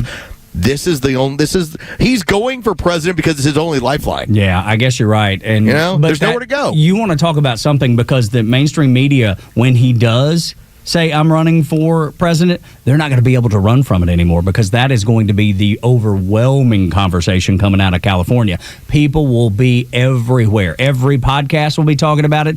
Every independent media will be talking about it. And let's be honest, let's face it, that's where most Americans get their news these days, not from the mainstream media. So they can avoid it, but there's nobody watching, so nobody'll miss the gaping hole that is in mainstream media, because they will be getting it in independent media and places like X. Gavin Newsom is like Julius Caesar in Gaul, okay? The options are limited. What are you going to do? You going to head back and let your rivals kill you? Or are you deciding, okay, I'm going to pull my armies together and I'm crossing the Rubicon? I'm going to fight as much as I possibly can. Because there's nothing else I can do here. Right, which is fail. But that's the whole point. He is going to fail. And by the way, Tug, and sorry to interrupt you here, he is violating the very cardinal rule that we had Frank Luntz put out there. You can't out-Trump Trump. Yeah, and he's trying. From mocking him on social media with the way he posts his messages and everything in between, that just is a obvious shot at Donald Trump. And I bet if you asked 10 people down in the Battery if they knew what Gavin Newsom did on social media to mock Donald Trump, 0 people would know the answer. Nobody would know that he wrote his social media messages like Donald Trump writes them. And that was meant to be this big dagger that was supposed to be something that got picked up in the media. And really, it was there for a half a cup of coffee, and that was it. It just went away. All right, that'll do it for this segment. 8 o'clock hour is brought to you by Central Heating and Air Conditioning, your Atlanta carrier expert, 770-GET-HEAT, centralheat.com. When we come back, CNN tried to deliver bad economic news, but their expert had something else to say. You must hear it, and we'll play it for you next on Extra 106.3. The Morning Extra on Atlanta's only conservative news and talk station, Extra 106.3 FM. Good morning, it's Los. Let's talk about steel and where do you get your steel equipment. Howard Brothers, of course. Summer, it's heating up, all right? You know, we're getting that last little bit. It's hot right now. So make sure you finish off the season with a proper long game. What does that mean? Turn your yard into the summer paradise. If it isn't already, get after it. You got a little bit of time left. Powerful, reliable tools from Steel can help you do that as well. You can pick them up over at Howard Brothers. Cutting, trimming, edging. Steel has top quality equipment that's built to perform, and it's made to last. This isn't one season equipment. This isn't, well, it's going to be a couple of years. You take care of it, it's going to take care of you for a long time. Let the trusted team at Howard Brothers help you tackle your to-do list and make your yard the envy of the neighborhood for the remainder of the summer. Find one near you over at howardbrothers.com. Just head on over to howardbrothers.com. You'll find the nearest location. The grass is always greener when you take care of it with Steel and Howard Brothers. The latest sports news, powered by 680 The Fan, and driven to extra listeners by RBM of Atlanta in Sandy Springs, Atlanta's Mercedes-Benz connection since 1964. Good morning. Here are your sports headlines for Monday, August 18th. The Atlanta Braves finished off a 5-1 road trip by sweeping the Cleveland Indy Guardians 5-4 the final yesterday afternoon. Jurickson Profar with a go-ahead 2-run homer in the top of the sixth inning. The Braves return home tonight to host the Chicago White Sox in a 3-game series. First pitch is set for 7:15 at Truist Park. You can hear that game live on our sister station's brand new app, 680 The Fan. From the NFL, the Falcons dropped their preseason game to the Tennessee Titans last week, 23-20 at Mercedes-Benz Stadium on Friday night. The Falcons are now out of training camp mode, but they will finish up their preseason schedule this week with a road game Friday night in Arlington against the Dallas Cowboys. With your sports headlines, I'm Carlos Medina. You should never need financing for a simple garage door repair, but it's happening here. Out-of-town companies have invaded Atlanta for a cash grab, charging outrageous prices. Hi, I'm Dan Watkins, owner of All Four Seasons Garage, Entry Doors, and Windows. Stay local and stay on budget for every opening of your home. All Four Seasons, trusted in Atlanta for over 25 years, exceptional customer service, and fair, honest pricing. When trust matters, trust us. All the number 4 Seasons Garages. When I first started using a CPAP, getting supplies and equipment was a horrible hassle. It pretty much stayed that way until I discovered CPAPs, etc.com. Same-day shipping on anything you might need, including travel CPAPs, hoses, masks, you name it. Same-day shipping. CPAPsETC.com or visit their store in Alpharetta. So easy, and you could be preserving your health and saving your life. Hey, this is Matt from East Cobb. We basically bought our house from our in-laws. It was my wife's childhood home. One of the issues that we've had when we first moved in was our dog in our backyard. It was extremely shaded, could never grow grass back there. We resodded it twice. So ATL Turf Co. did an amazing job with our backyard transformation. They basically created a miniature golf hole. We have a miniature fairway. We also have a miniature little putting green. Consists of about 4 holes, total about 40 yards, so you can definitely work on your short game and your putting. After that transformation that ATL Turf Co. did for us, my father-in-law came and saw his house the way it looked after the fact of we had a putting green and a miniature golf course. Sure enough, he did the same thing with ATL Turf Co. He has a beautiful backyard, wonderful stonework, drainage, and a beautiful practice area for chipping and putting. Check him out online at atlturfco.com. When you buy a Subaru from Subaru of Gwinnett, you're buying more than a vehicle. You're buying safety for your family and something that will last a long, long time. In other words, you're buying trust. For a limited time, you can celebrate amazing offers on the all-new Forester, Crosstrek, or Outback during the Subaru A Lot to Love event, now through September 2nd. And you'll love more than just your new Subaru. You'll love the dedicated staff at Subaru of Gwinnett. With some of the best service specials in the area and a team you know you can trust, you'll ride with peace of mind knowing that Subaru of Gwinnett has your back. During the Subaru A Lot to Love event, you'll find the Subaru model you've always dreamed about at a price that makes that dream come true. But you need to get in by September 2nd to take advantage. We'll make it easy. Just start with a test drive, and before you know it, you'll be in the Subaru you love. Start your shopping online at SubaruofGwinnett.com, then stop by on Satellite Boulevard in Duluth. SubaruofGwinnett.com. Hey, it's Flounder, and The Kimmer Show is live every afternoon from 3 to 6 p.m. More's coming out on Clinton, Hillary Rodham, P. Stinky Fart Cabbagegate, and the CIA Director John Radcliffe is now teasing the plans to release more information, more files, linking Hillary to the Russian interference and the coup against Donald Trump and the coup against their own party. The Kimmer Show, every afternoon from 3 to 6 p.m. on Extra 106.3 and the Extra app. I don't know about you, but this weekend, I was able to spend time with my sweet wife. We went up to Dawsonville, went on a hike. But to get there, obviously, had to stop and fill up the old pickup truck. And did. And I couldn't help but notice, man, gas is cheaper than it has been. I mean, if you fill up, if you got a big old pickup truck like I do, you fill up with gas probably more than somebody that drives a hybrid or somebody that drives certainly an EV, but a smaller car. We'll go with that. We had the news last week that gas prices were down 2.2% in the last couple months. 2.2%. And if you go back about a year ago, this time a year ago, down 11%. That is some of the victories that Donald Trump has obtained for you as an American citizen. It's exactly what I voted for. I hoped I was going to be able to afford things.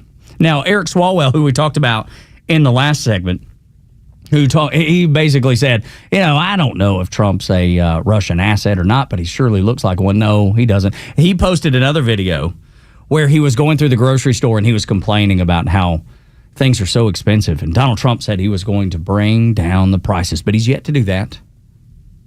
He has failed at his mission to do that. Now, I would disagree because I went to Publix after church yesterday with my sweet wife. We had a busy weekend, as you can tell. And we walked out of there under, normally our goal is keep it under $200, right? Normally try to keep it under $200. We walked out of there with everything that we wanted, everything that we needed to cook 5 meals specifically. My wife had the recipes for 5 meals, one for every day of this week. We got out of there less than $130. Oh. I can't remember the last time that we left the grocery store and both of us were like, wow, I expected it to be a lot more. So Eric Swalwell, he's out there complaining that prices are still really, really high. That's not been my experience. Maybe that's not been your experience. Now, Eric Swalwell, interestingly enough, when things were at their peak, as far as the price of groceries, the price of gas, the price of everything, when Joe Biden was in office, I don't remember Eric Swalwell saying a word. Interesting that he's chosen now. I remember a word that he said. Well, Russia. Yes. Russia. He continues to Russia. say that. He certainly continues. I don't know if he's an asset or not, but he's sure acting like one. That's Eric Swalwell. He's useless. And as Los had pointed out in that segment where we talked about him, he's just providing red meat to the very meek and small MSNBC audience. The reason I bring all this up, because on CNN, they tried the same trick.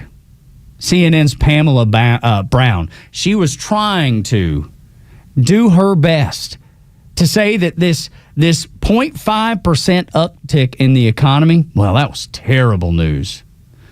The problem is the economic reporter that came on to do the report along with Pamela Brown, well, she blew her argument all up, and Pamela Brown had egg on her face. I want you to hear it.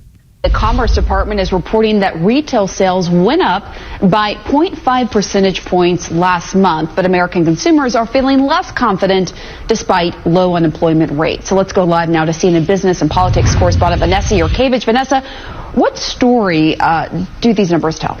It essentially tells us that the consumer is feeling resilient in the face of tariff headwinds. This is a solid report. This showed that consumers were willing to open their wallets, and it's important because consumer spending drives about 70% of U.S. GDP growth. The numbers really signal a solid report here.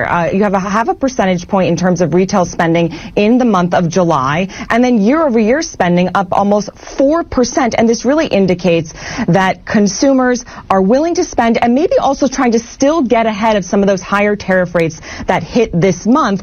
Also, it signals that businesses, maybe up until now, have been absorbing much of those price increases because of tariffs. And if you look at this bar chart, you can see now that we've had 2 continuous months of increased retail spending, and actually June's numbers were revised up to nearly almost 1%.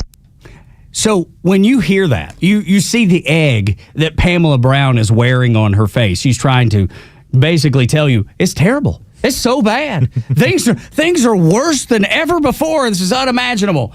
And then the so-called expert, I don't know if anybody's an expert, to be honest with you. The expert comes on and says, well, ma'am, you're completely wrong. Yeah, the eggs on her face at least cost less. Yeah, for sure. But isn't it fascinating? And isn't it interesting? Think about this.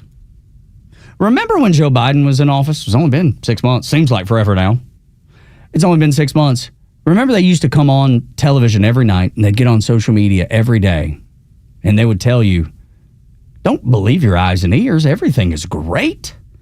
Don't listen to what your pocketbook is telling you or the receipt at the grocery store or at a retail outlet that you're buying something, maybe Target, Walmart, wherever.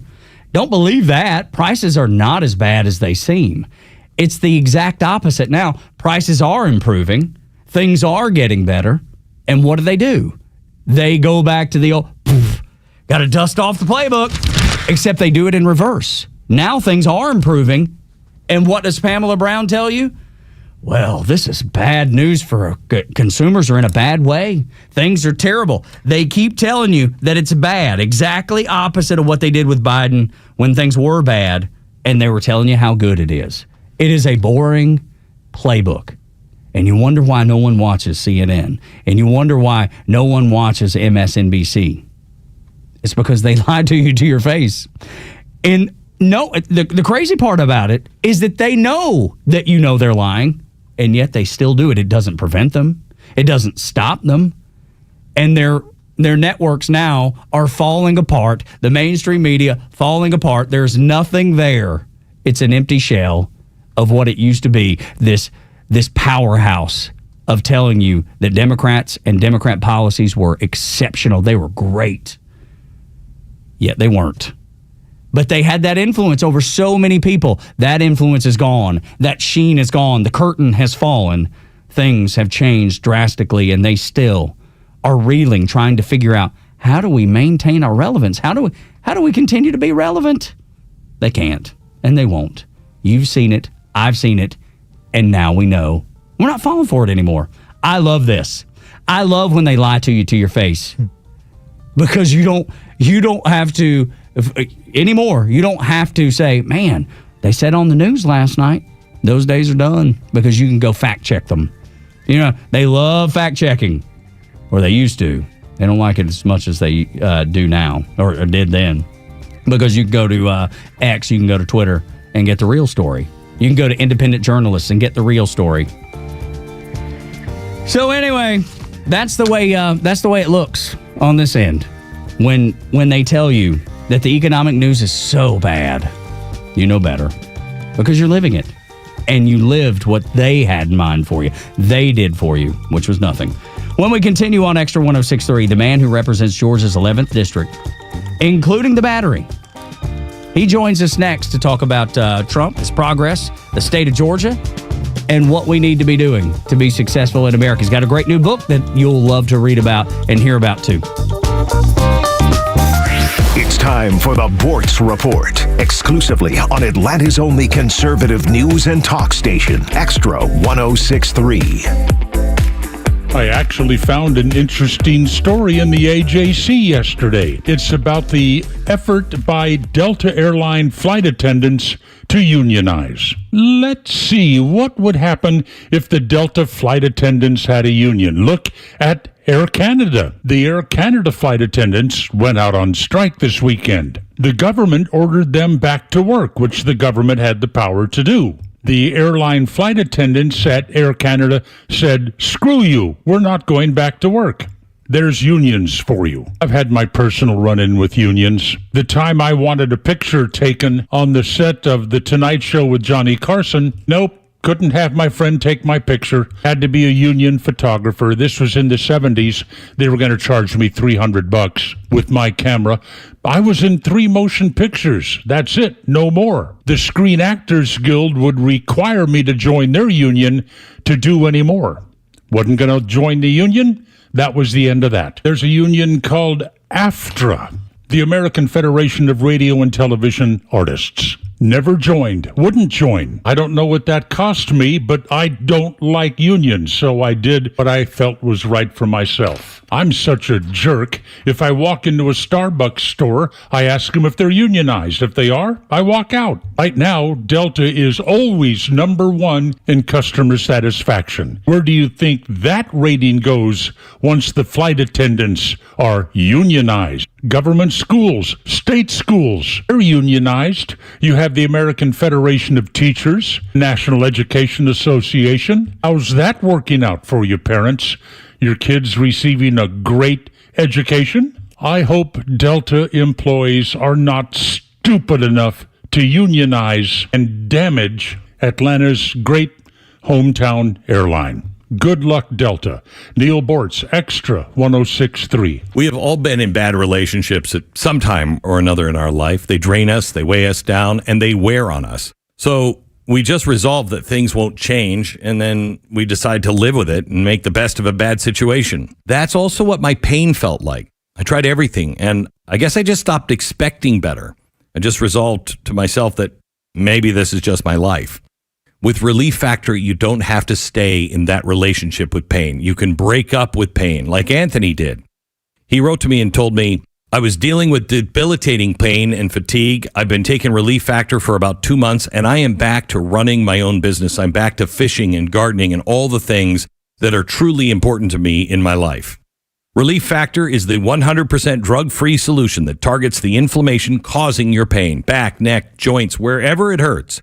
Break up with your pain. Try Relief Factor, the 3-week quick start, $19.95. Visit relieffactor.com or call 800-4-RELIEF. WFOM and W292 EV Marietta, a Dickey broadcasting station. The 9 a.m. hour is presented by Southern Exteriors. Quality and precision you can rely on. Russia should not be rewarded. I'm Dave Anthony, Fox News. Ukraine's President Volodymyr Zelensky posted that on X, adding the war must be ended and reliable security guarantees are required for Ukraine after new Russian attacks left at least 7 people dead ahead of his White House meeting today with President Trump. Alongside images of a burning apartment complex with massive holes in its roof, President Volodymyr Zelensky condemns what he calls a demonstrative and cynical strike. Posting on X, the Ukrainian leader accusing Russia of timing the attacks to coincide with today's big meetings in Washington. Kharkiv, Zaporizhia, Sumy and Odessa all targeted this morning. So Jonathan Savage. As for the Trump-Zelensky talks today, 6 months after their contentious meeting, leaders from NATO and Europe will join them right after for more discussions following Friday's Alaska summit between the president and Russian leader Vladimir Putin. Secretary of State Marco Rubio denied a claim from a European official that President Trump supports Putin's proposal to freeze the front line if Ukraine hands over control of the Donbas region, which Russia has not been able to conquer fully militarily. Fox's Jackie Heinrich at the White House. And now an update to this from Utah. I got them officers down. Still shooting. Copy, still shooting. That's from Broadcastify's. Officers in Tremonton were responding to a disturbance. Now, John Franke with Fox 13 reports. We did learn that 2 officers involved in this incident were shot and killed. The third was injured. That person in fair condition. A police canine was also shot in this incident and taken to a veterinary hospital in the Salt Lake Valley. We're told the canine also in fair condition. Now, the suspected gunman was tracked down and arrested and is now charged with aggravated murder. Police in New York City keep searching for multiple gunmen in a shooting early yesterday morning at a Brooklyn lounge. 3 people were killed, 9 wounded. America's listening to Fox News. A couple years ago, I was in the bathroom at the airport when I dropped my smartphone in the toilet. Not smart. I was multitasking when I should have been focused on the job at hand. Embarrassing, but I'm not alone. According to Google, 7 million other multitaskers accidentally dropped their phones into the bowl last year. A gentle reminder that right now you can get yourself a brand new Samsung Galaxy A36 absolutely free with a $35 plan from Pure Talk. The A36 comes with scratch-resistant Gorilla Glass and a battery that'll last all day, along with unlimited talk, text, and data on America's most dependable 5G network. In other words, it's tough and smart. Something to think about next time you're multitasking in the necessary. Just dial pound 250, say keyword micro to get your free phone today. You can make the switch in just 10 minutes. That's pound 250. Say micro to switch to a no-nonsense smartphone and a company that actually stands for something. Pure Talk. You may know Bortz is back, but not everyone else does. Tell anyone who loves America, Bortz is back on the radio in Atlanta, and his new home is Extra 106.3. Listen to him now on the Extra 106.3 app. Love spending time with Neil Bortz. We'll do that tomorrow, 7:25. And if you ever miss Neil, you can catch him on the Extra 106.3 app at your leisure. And I don't know if you've noticed this or not. When you plug in your smartphone and the Extra 106.3 app opens up on your dash, Apple CarPlay is right there on your dash, right next to all the other apps that are available that you can use when you're in your car. But it makes it so convenient to listen to Extra 106.3 in the morning, Extra Tug and Los until 10.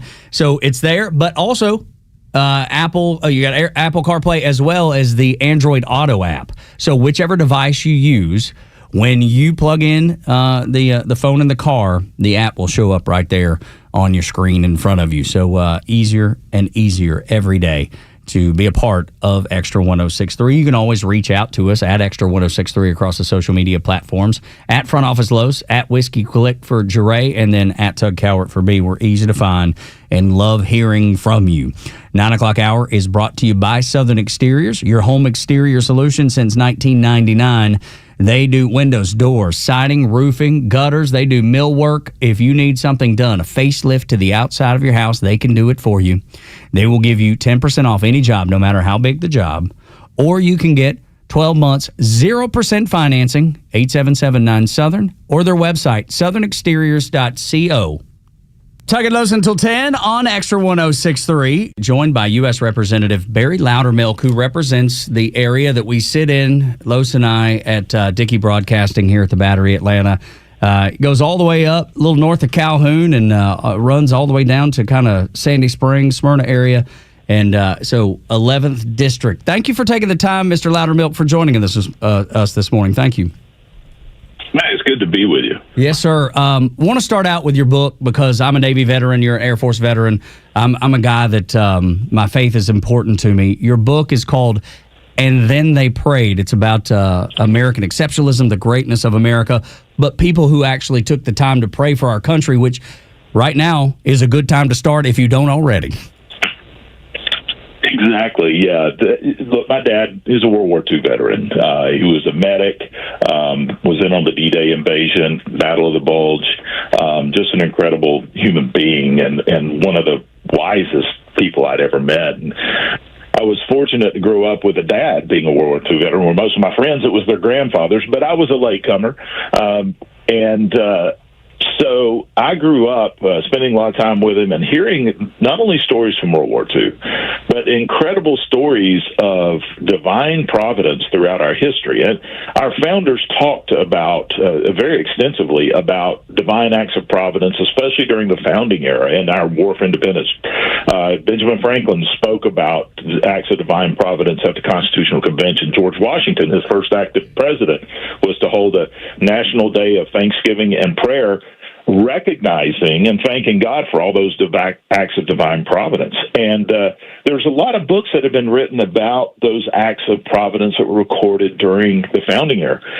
But I couldn't find any about acts of providence that happened throughout the entirety of our history. And so that's why I wanted to publish this book. We got over 10 years of research. These are true, factual stories. And it's not just written as documenting them, but more as if you were at Valley Forge with George Washington, seeing things as he would see them. We go all the way from the 1764 all the way up into the 20th century. In fact, as I was the first pre-release copy, we released the book on July the 4th this year in preparation for the 250th anniversary of our country that'll be coming up July 4th next year. And so the first pre-release copy I gave was to President Trump. I was having a meeting with him in the Oval Office, just he and I and some of his staff. And I took the first copy of the book, that pre-release copy, and I gave it to him. And I told him as I was handing him the book, and I had inscribed on the inside, for someone who has also experienced an act of divine providence. And so when I told him what the book was about, and I said, I know that you have experienced that, he immediately pointed to his ear, and he said, if God hadn't told me to turn my head at that exact moment, I wouldn't be here today. And he's talking about the assassination attempt on July 13th. So the book goes back and it chronicles 14 stories throughout America's history that have been impacted by prayer. And it's not just the prayer, but the incredible men and women who stood in the face of danger. They planned, they worked, and then they prayed, and that's what made the difference. Representative Barry Loudermilk is our guest. The book is And Then They Prayed, Moments in American History Impacted by Prayer. And I'm glad that I was just kind of, reading some of the book notes, talking about the Battle of the Bulge, as you said, that your father was in. My grandfather was in as well. And when I was growing up, he talked about being behind German lines and having to lay in a ditch while they heard Germans, run past their area, trying to work their way back to the lines. And as you point out in the book, you've got tremendous cloud cover, you have air superiority that can't be used, and then suddenly it cleared out. And suddenly the German offensive driving towards Antwerp was over with. And so you wonder about that power of prayer that got so many of those servicemen out of what was a predicament that probably would have ended the war had they been able to split the Allies. Exactly. And in light of this providence, it was amazing that the prayer that was prayed was actually ordered by George Patton 2 weeks before. No one even knew that the attack of the Battle of the Bulge was going to happen, but he was frustrated because he's in France. He's ready to go into Berlin and take over the whole country. I mean, George Patton, he's motivated, and he was frustrated because of the rains in France, which were snows in the Ardennes. And so he ordered his chaplain to write a prayer for all the men in the Third Army to pray. And then he goes into this monologue teaching his chaplain about the power of prayer. It's absolutely amazing speech, which we have in the book. And he talks about, and this is where the title of the book is, the inspiration comes, as he says, look, men get their victories, what they achieve by three things: planning, working, and prayer. He says planning is the extensive planning we do before a battle. The working is the training and the men who actually execute it. But then there is this void between those two things and whether you experience victory or defeat. And that void is prayer. Prayer is what makes the difference. And so right after the Battle of the Bulge, right after Bastogne and St. Vith were surrounded, Patton was given orders to go relieve Bastogne. But as you said, they were surrounded. It was merely days before Bastogne was going to fall, and we couldn't get the Air Force in the Army Air Corps at the time. And so it just ironically, these prayer cards, 250,000 prayer cards that George Patton ordered to be printed, arrived in the Third Army as they were moving toward Bastogne. And within about 24 hours, the skies suddenly cleared. And, it's just, and Patton totally gave credit for that miracle being the prayers that were prayed by the Third Army. Gosh. Such an incredible story. It makes the hair on the back of my neck. It's just wonderful. A mix of that history with That's this. Right. Yeah. Absolutely right. I hope you'll go out and get a copy. And then they prayed. Barry Loudermilk, the representative, District 11, which sits here where the Battery Atlanta is. Our guest on the show, and I'm blown away by it. I can't wait to read it. But I want to ask you about another encounter you had with Donald Trump. You said he calls you into his office to ask you about the January 6th report that you'd been working on for quite some time. What was his question to you? Why aren't we continuing this investigation? That was the bulk of it. He and I had a conversation on New Year's Eve, and it was brief. I mean, he was, as you can imagine, he was extremely appreciative and excited about the previous 2 years of investigative work we had done, and we had totally uncovered irrefutable evidence that the Pelosi Select Committee on January 6th basically made up this narrative and was trying to put all the blame for what happened on Donald Trump's shoulders, regardless of what evidence they uncovered. That's what they were going to do. And we brought through an extensive amount of investigation. I mean, we spent 2 years trying to find all these documents that mysteriously disappeared. And as we found them, we found out every one of them showed the exact opposite. I mean, I'll give you an example. Nancy Pelosi just kept saying over and over and over again, Donald Trump refused to send the National Guard to help. That was the mantra. She's still saying it. Just a couple of weeks ago, she was still talking about that Donald Trump refused to send the National Guard. Well, the truth is, he can't send the National Guard. It has to be requested by Congress because of separation of powers. Well, we found out there have been about 7 requests. Chief of Police, the Chief of Capitol Police, Stephen Sund, who has they have tried to ruin his life over this, but they tried to lay blame for him. Pelosi fired him immediately after, and he's become one of our key witnesses. He had made 7 requests prior to the breach of the Capitol for National Guard support. And those were all turned down by Pelosi or her staff.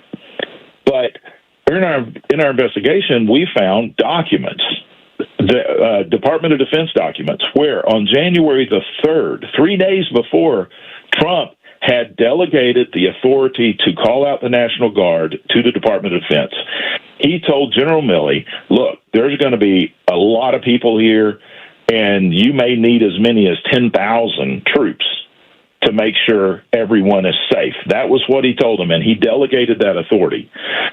But the 2 reasons the National Guard was not there to help, one is Nancy Pelosi refused to call them out until there was shots fired in the Capitol, and that's when she made the decision, bring them on. But then there was a 3.5-hour delay before they were actually deployed. And the Select Committee on January 6th said, well, the National Guard wasn't ready, which wasn't true. The National Guard was in the riot gear at their armory ready to go. But the Pentagon is what we uncovered. The Pentagon purposefully delayed them until after the violence had stopped. And these are the types of things that when we started uncovering this and showing the evidence of it, it turned the narrative on the Democrats' campaign. They were going to totally campaign in 2020 or 2022 or 24 rather, for the presidential election. Their entire 2024 campaign was going to be on January 6th. And the evidence we uncovered and the 2 reports that we had issued totally stripped that out from under them. So the president was extremely appreciative of what we had done, and we did it from a complete unbiased way. I mean, I did not want this to be politicized at all, just to get to the truth. And so he wanted that to continue. But here we are. It was, it's August, and they have not reestablished my committee. However, when we get back in September, that committee is going to be reestablished. The legislation's already in. I've already got the commitment from the leadership that we're going to do this. In fact, my staff is already working on the investigation now. So we should be coming out with a lot more reports a whole lot faster than we did last time, because we have a friendly administration who wants to work with us to get to the truth. Representative Barry Loudermilk is our guest, and let's talk about narratives, because that was going to be the narrative that was going to be used in 2024 by the Democrats.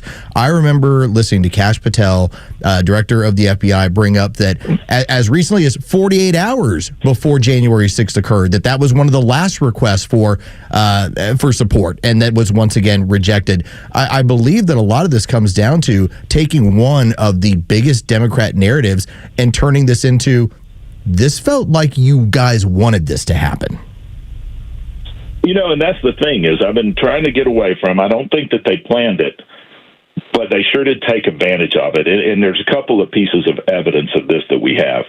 We knew that Nancy Pelosi's daughter, who was working with HBO, was embedded with her during this time frame, and they were videoing her, basically following her everywhere. So I sent a letter to HBO, fully thinking I was going to have to subpoena them for all the raw footage. But I just sent a letter to them and saying that, I would like to have all your raw footage that was taken, and they sent it to us. And one of the first things we uncovered was they videoed Nancy Pelosi as she was being evacuated from the Capitol to the safe, to the bunker where the leadership was going to be kept. And she, in the car, said, "This is my fault. This is my fault. The fall of the Capitol, the breach of the Capitol," she says then, "is my fault." But by the end of the day, she's blaming Donald Trump for it. And so definitely they saw a political advantage there. And the other thing is, Cassidy Hutchinson, she's the young lady who went on TV, and they're one of their publicized, highly publicized, and professionally produced. Yeah, professionally produced. That's exactly all the things she saw. Yeah, all right. Well, let me tell you about these production. From some of the documents that we were able to obtain from the old committee, we found their transcripts, their manuscripts, their literal scripts of what they were going to say and when they were going to say it. So it was totally manufactured. But they brought her on within days of a private meeting between her and Liz Cheney, where apparently she came up with all these stories about Donald Trump trying to take control of the steering wheel of the beast and wanted to go to the Capitol and all this. And so what I would do as an investigator is, as soon as somebody made especially an outlandish statement like that, the first call I would make would be to the Secret Service agent who was driving the car and call him in for a testimony. They did that, but they waited until after the midterm elections of 2022 to call him in because they knew what he was going to say. It is. And so he, I mean, this is months. She testified in June. They don't call him in until November after the 2022 midterm elections. And during their interview with him, they never asked him about the incident. He had to inject it himself, and they tried to stop him from even saying anything about it. And basically he said, that never, ever happened. So, yes, there was a political narrative in all this. Goodness. I tell you, Congressman, we appreciate your time and hope to have you back in the studio one day very soon, or at a minimum on a phone call again, because there's so much to January 6th that this listening audience wants to get to the bottom of. And what's going on in D.C. as of right now. Absolutely. And how it's all connected. I just feel like D.C. is the dirtiest, filthiest place on earth, and it's hard to trust, but I'm glad that there's somebody there like you that I feel like is doing things for the right reasons. And we appreciate your time today and hope to have you back again real soon. Make sure folks check out the book, Los. You got it pulled up over there. And then they prayed. Moments in American History Impacted by Prayer. You can go through Amazon, go through any of the booksellers. You can find it through there. Again, just came out July 4th of 2025. It's going to be a good book.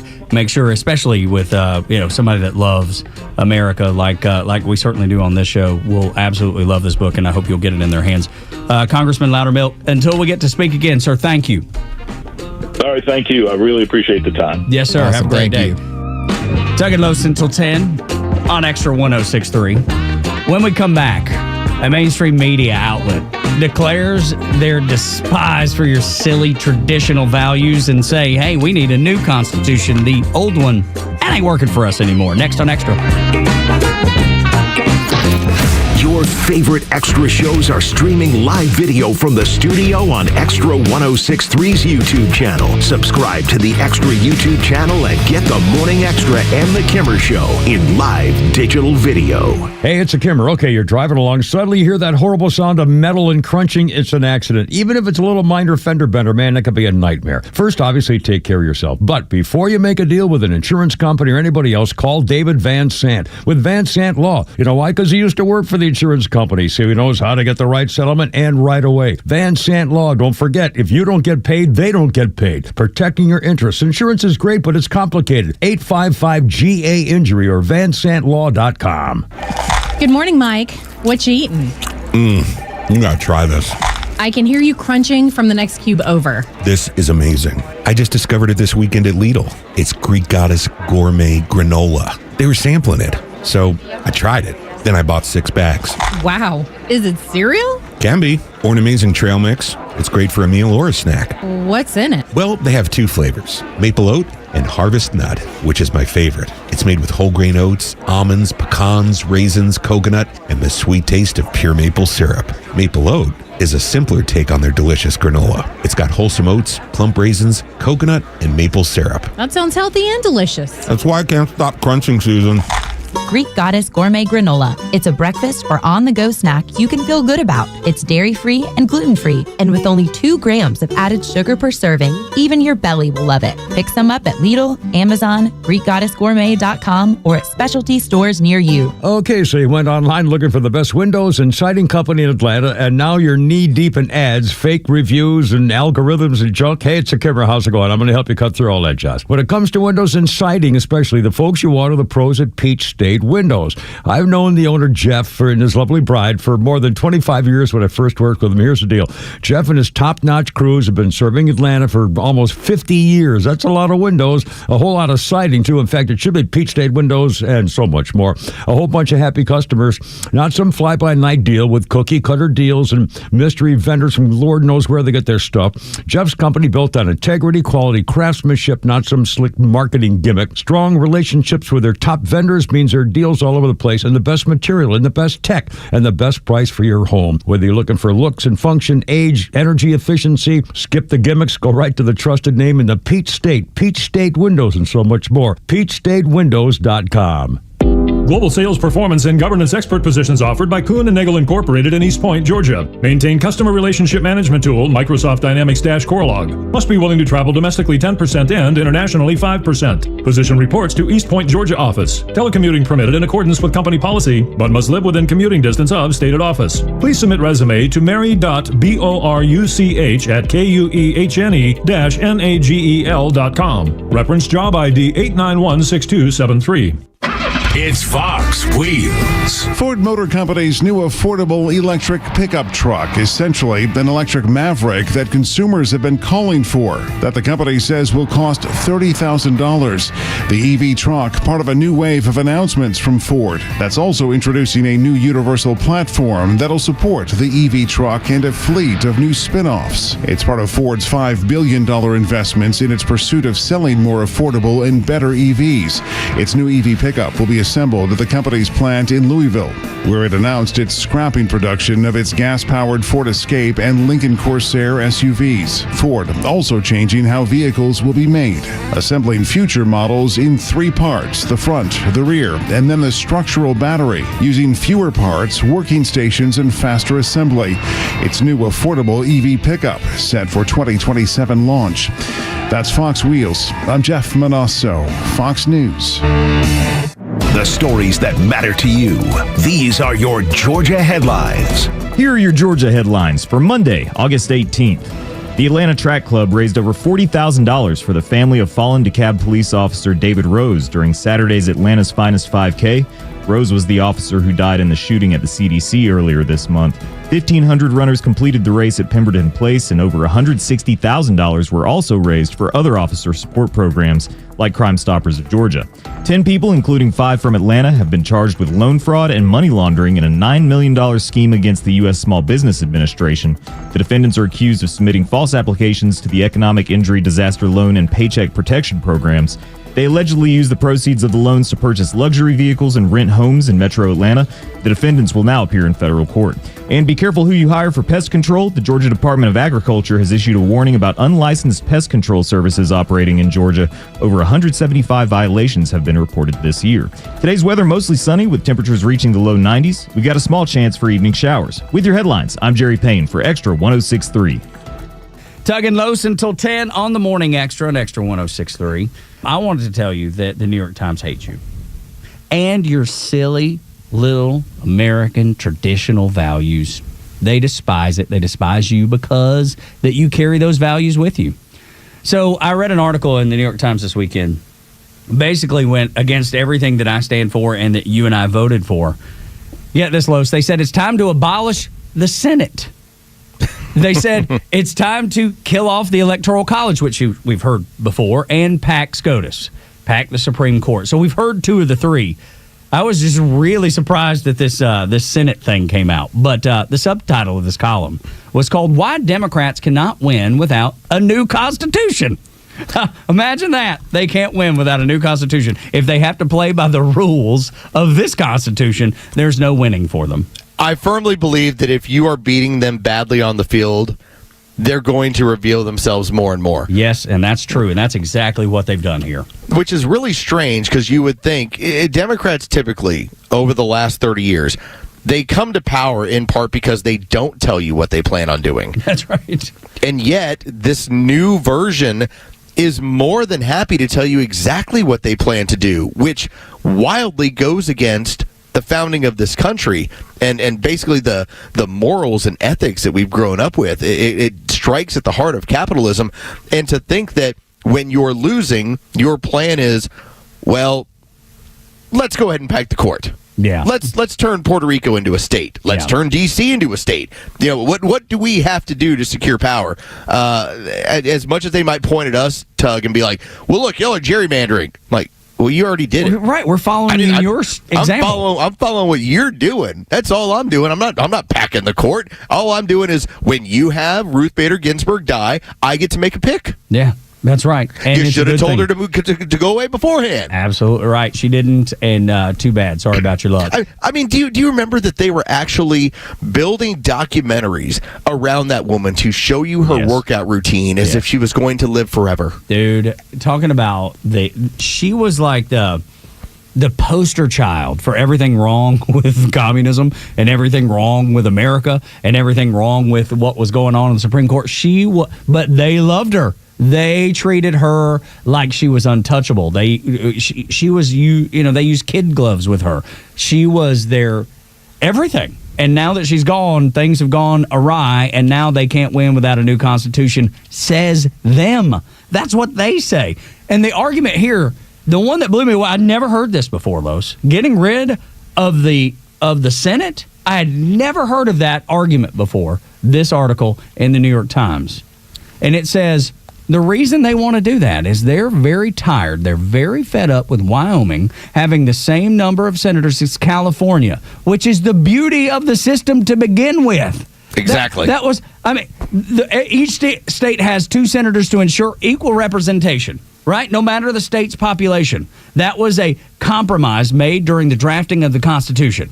And if you want to give this person a little bit of history, and I don't know how much they're really aware of it, voting on senators is a relatively newer thing. Right. They were always appointed. They were always appointed from the state houses, where it was, all right, here is our representation in Washington for our state. It's always been that way. That's not going to change.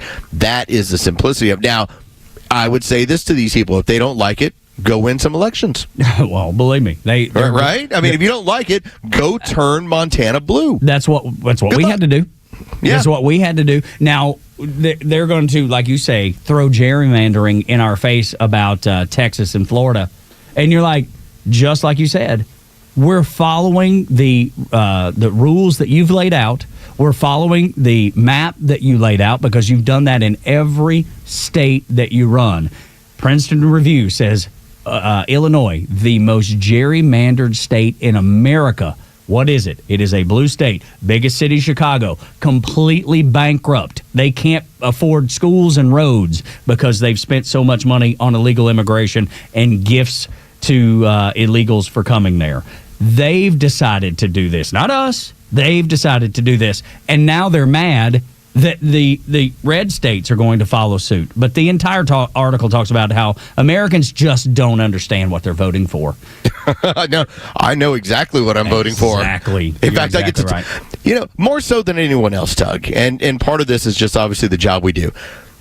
I have a full sense of clarity as to what I'm voting for, no matter what, because this is what we cover on a regular basis. And I hope that everyone else who is out there feels the same way. Every time I get this sob story somewhere of, can you believe this happened to this person? Do you imagine that they're actually having law enforcement on the streets of D.C.? Can you imagine that Donald Trump actually met with a dictator? I'm like, yeah, I voted for all of this. Yeah, well, but the other Every thing bit is, of it. well, think about this. Remember when Kathy Hochul brought up the National Guard to protect the subways because there were people being murdered on the subways? Lit on fire on the subways. That's exactly right. And she was praised for doing that. Of course she was. Because you had let it get to the point where people were being lit on fire, where people were being murdered. You had to do something. The National Guard came up and made a difference, and it was praised. Good. It should have been should have never got to that point, but since it did, good for her for fixing the problem, or relatively fixing the problem. When Donald Trump does it in D.C., it's treated as if it is the first time anybody's ever heard of this idea. Knowing that it happened in 1972, knowing that the law allows it to happen, and he can do it for 30 days. We talked about it with Phil Holloway. He's got to go back to the to Congress to get it approved for 30 more days, which I expect he probably will do. But the point is, when they did it, nobody said a word. The mainstream media, oh, look, it's great. Look what she's doing. When Donald Trump does it, it's bad. Anything he does, whether it's right or wrong, is bad. And when it comes to not knowing what we voted for, you're right. I know exactly what I voted for. I wanted to protect the constitutional republic from the Democrat mob and their communist dreams. That's what I voted for. And that's what the New York Times hates. So they want to get rid of the Senate. They want to pack the court. And they would like to get rid of the Electoral College. That way they have unencumbered power, Los. It's a lot of fun how they just pull the mask off once they get so upset. Yeah, you're right. That's exactly right. They finally get fed up. I'm not playing Mr. Nice Guy anymore. Surprise! Yeah. I want to pack the court.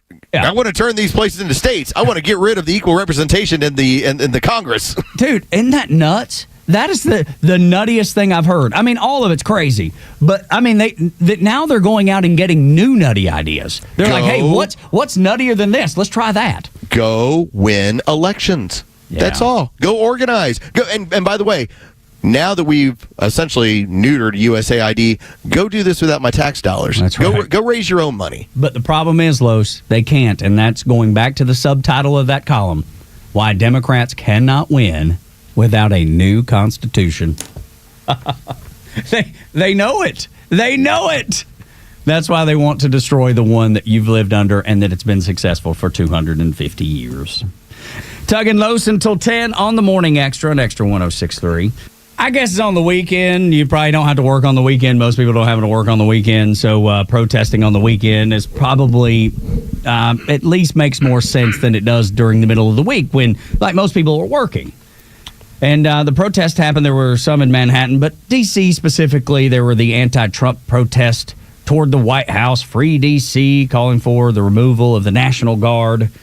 And it was funny, Los. I saw this tweet. I favorited it because I wanted to bring it in. It was from Dr. Interracial, and it's a dude. He's a black guy who's married to a white woman, so that's his Twitter handle. And he's a doctor too. It's amazing. That's right. As Dr. Medina, I recognize Dr. Interracial. That's right. Doctors, y'all speak the same language. Yes, exactly. Both doctors. But I love the fact that I like the post so I could go back to it.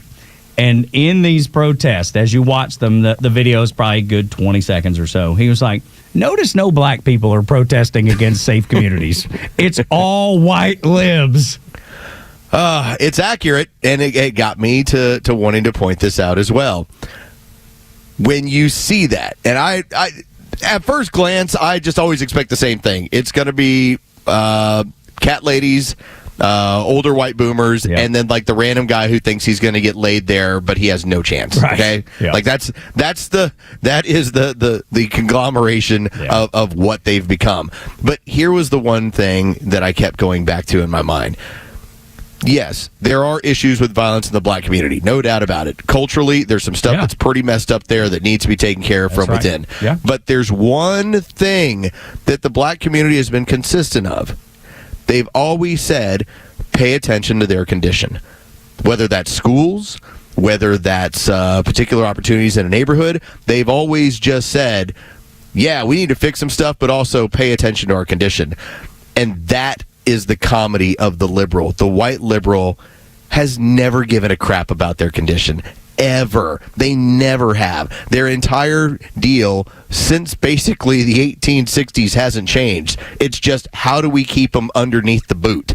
How do we keep them underneath the thumb? That is never altered. And so when it's all white liberals going around D.C. who are complaining about, I don't know, safer communities, traditionally mostly black communities, that is the height of their comedy. And what did Malcolm X say? The biggest threat to the black community? White liberals. White liberals. He wasn't wrong about that. I don't know how much he was right about. Don't know much about the man. I know his story, know a little bit about him. But when he says that, he's exactly right. And it is on display in Washington, D.C. I never thought I'd quote Malcolm X, but I have now. And then you back that with, then you have somebody, and man, talk about just stepping in it. When you have a guy like Falcons owner Arthur Blank, who goes into the weekend and he gets interviewed on Friday night during the football game. Now, granted, these NFL owners are getting older, okay? Like, some of the stuff that's coming out of their mouths, you're like, that's what comes out of, I don't know, 80-year-old men. Yeah. You know, it's just what happens. In his case of pointing out, democracy is under threat. Like, hold on a second.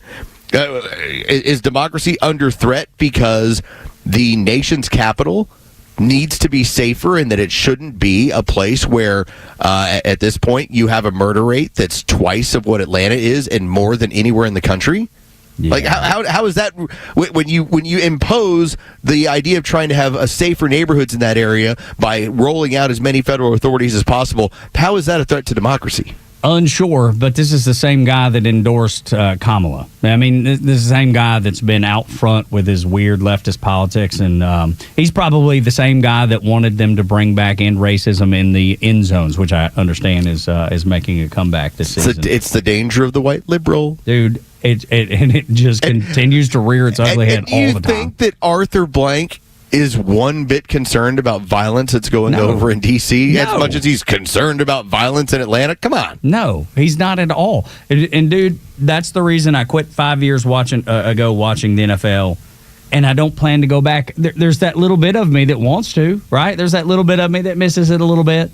Not enough to step past and look past all the crazy crap the NFL does, and including those weird cheerleaders and just all of it, dude. They just don't know who their audience is. They don't. They clearly have no idea who they're entertaining. Well, it's 32. Remember, it's 32 franchises. Yeah. They all operate differently according to how they want to operate. As much as there's the Minnesota Vikings, and they're doing what they're doing, and you then have the New England Patriots, and they're doing what they're doing. Yeah. Know that there's 29 other franchises that don't partake in this silliness. Did they have to put, and I don't know the answer to this, did they have to put stop racism and all those weird social justice slogans in their end zone? They ended racism, so those went away. No, I think they're bringing them back this year. That's at least what I read this weekend. And I was like, you gotta be kidding me. It's back. I thought we finished it. I mean, I thought so too. As I joked around about it, I was wildly racist until the NFL brought that up. And then I went, you know what? This sounds like a really terrible idea. Maybe we really should stop racism. And then, for me, when it came to the global pandemic and what we were dealing with, when they're like, we're all in this together, I was like, no, we're not. I'm on my own. Then I saw it takes all of us. And I went, oh, okay, yes. Plug me in my arm with your crazy government juice. The NFL, this is, I'm just going to give you the tweet from Western Journal, which is, maybe I follow them on Twitter a little bit, but I've seen it pop up anywhere, this at least the story pop up a bunch of places. It says the NFL still learned their lesson. Sports are an escape for the average American, not an outlet for political theater. Every public entity not dealing with politics directly, actors, celebrities, athletes, organizations, and other bastions of freedom. They talk about the buck stops with the anti-woke doubling down on 5 social justice messages for every end zone. So every team's going to have to do this, and it's people like me that were one time. I mean, I guess I was always a lukewarm NFL fan because I'm a college football guy first, but I would watch on Sunday to have something to watch. I enjoy football, but bringing all this back, enough, dude. It just makes me not want to go back, and I just have no interest. Oh no, I'm seeing it now too. Yeah, it takes all of us. Oh, yeah. that was the one where I went, man, you're right. Choose love, end racism. If I choose love, does that mean that I have to be accepting of all things? I suppose, man. Like, what if I don't know the answer? What if I don't like McDonald's? Well, then you're. If I've chosen love at this point, do I just have to have love for everything in my heart? You do. It takes all of us. Oh. So that was just disappointing. Stop hate, Tug. I thought I did. I don't hate anybody. Even the people that I don't like, I don't hate. The good book tells me I shouldn't hate anybody, and so I don't. I just choose not to be around them. At least you get college football coming around as of what are we this weekend or are we the following? Yeah, this weekend. I think we get week 0. Yeah, Iowa State. The big game is Iowa State, Kansas State, which is whatever. It's a top 25 matchup. I think it's 22-14 maybe. Okay, I'll take that. I'll take anything that looks like football. Yeah, me too. But I'm just so surprised the NFL just doesn't get who their audience is. I just don't understand that. And I'm not sure I'll ever understand it, and I'm not sure they will. Well, the numbers will tell us, and I've gone through this when it came to studying. There was a media company that basically let you know about your breakup of your audience by voter. And the NFL is basically split down the middle, like 50-50 between Republicans and Democrats. Mm-hmm. It's just wild that the Democrat message is overwhelming. Yeah. Versus when 50% of your audience is like, come on, really? Yeah, that's weird, dude. And I'm no interest in it. And I think a lot of people feel the exact same way. I've certainly seen that populate on social media as people interact. You can find me at Tug Coward, at Front Office Los, at Whiskey Click for Dre, and of course, at Extra 1063 across the social media platforms. If you want to call in, it's a little complicated because our phone number's been hijacked by Delta. Actually, I think we're back on board. Are we back? I think we're back. Back to 404-741-1230? Yes, sir. Let's go. Look at there. Fixed. Ask and you shall receive. At least for now. Yeah, exactly. Took his hijacked again, I guess.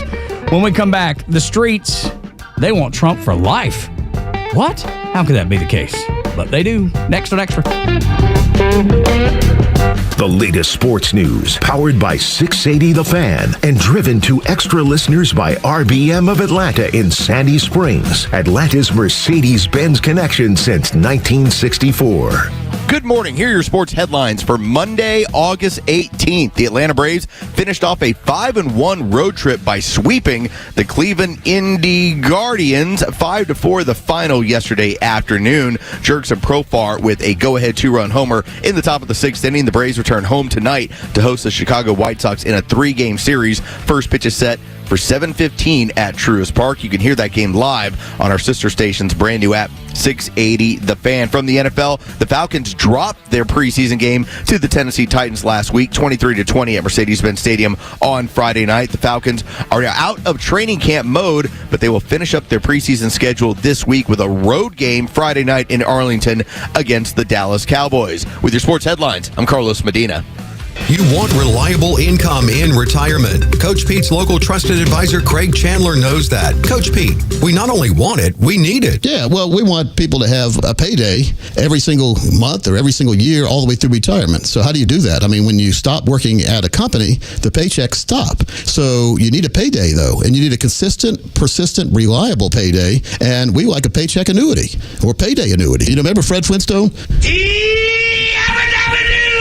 He would get all excited every time he got a paycheck. Well, if you'd like to have a Fred Flintstone moment all the way through retirement, we can do that. And I am a retirement income certified professional. I specialize in setting up retirement paychecks you can never outlive. And the beauty of my paychecks, the way we set it up, even if you pass away, your spouse continues to get that same paycheck. Find out. Call Craig Chandler. Chandler Wealth Management. 800-419-6164. 800-419-6164. 800-419-6164. 64. Don't miss out as your Atlanta Braves face the White Sox and Mets August 18th through the 24th. Fans can look forward to 3 giveaways during the series, including the Spencer Strider vinyl record giveaway on August 19th, featuring music from some of Spencer's favorite bands, plus a post-game performance at the Battery Atlanta Green, hosted by Spencer. And on Friday the 22nd, join us for a special alumni night, presented by your local Ford dealer, to celebrate the 30th anniversary of the 95 World Series Championship. Check out the pre-game alumni parade down Battery Avenue, featuring fan favorites like Greg Maddux, Fred McGriff, Javi Lopez, and more. And then receive a 95 World Series replica ring presented by Coke. Then we keep the fun rolling on Saturday with the first annual hunting and fishing night, including some fun activities courtesy of the Georgia Department of Natural Resources in the Battery Atlanta, and a camo rope hat giveaway presented by Realtree. Get your tickets at braves.com/promos. Atlanta Braves Baseball. We are Braves Country.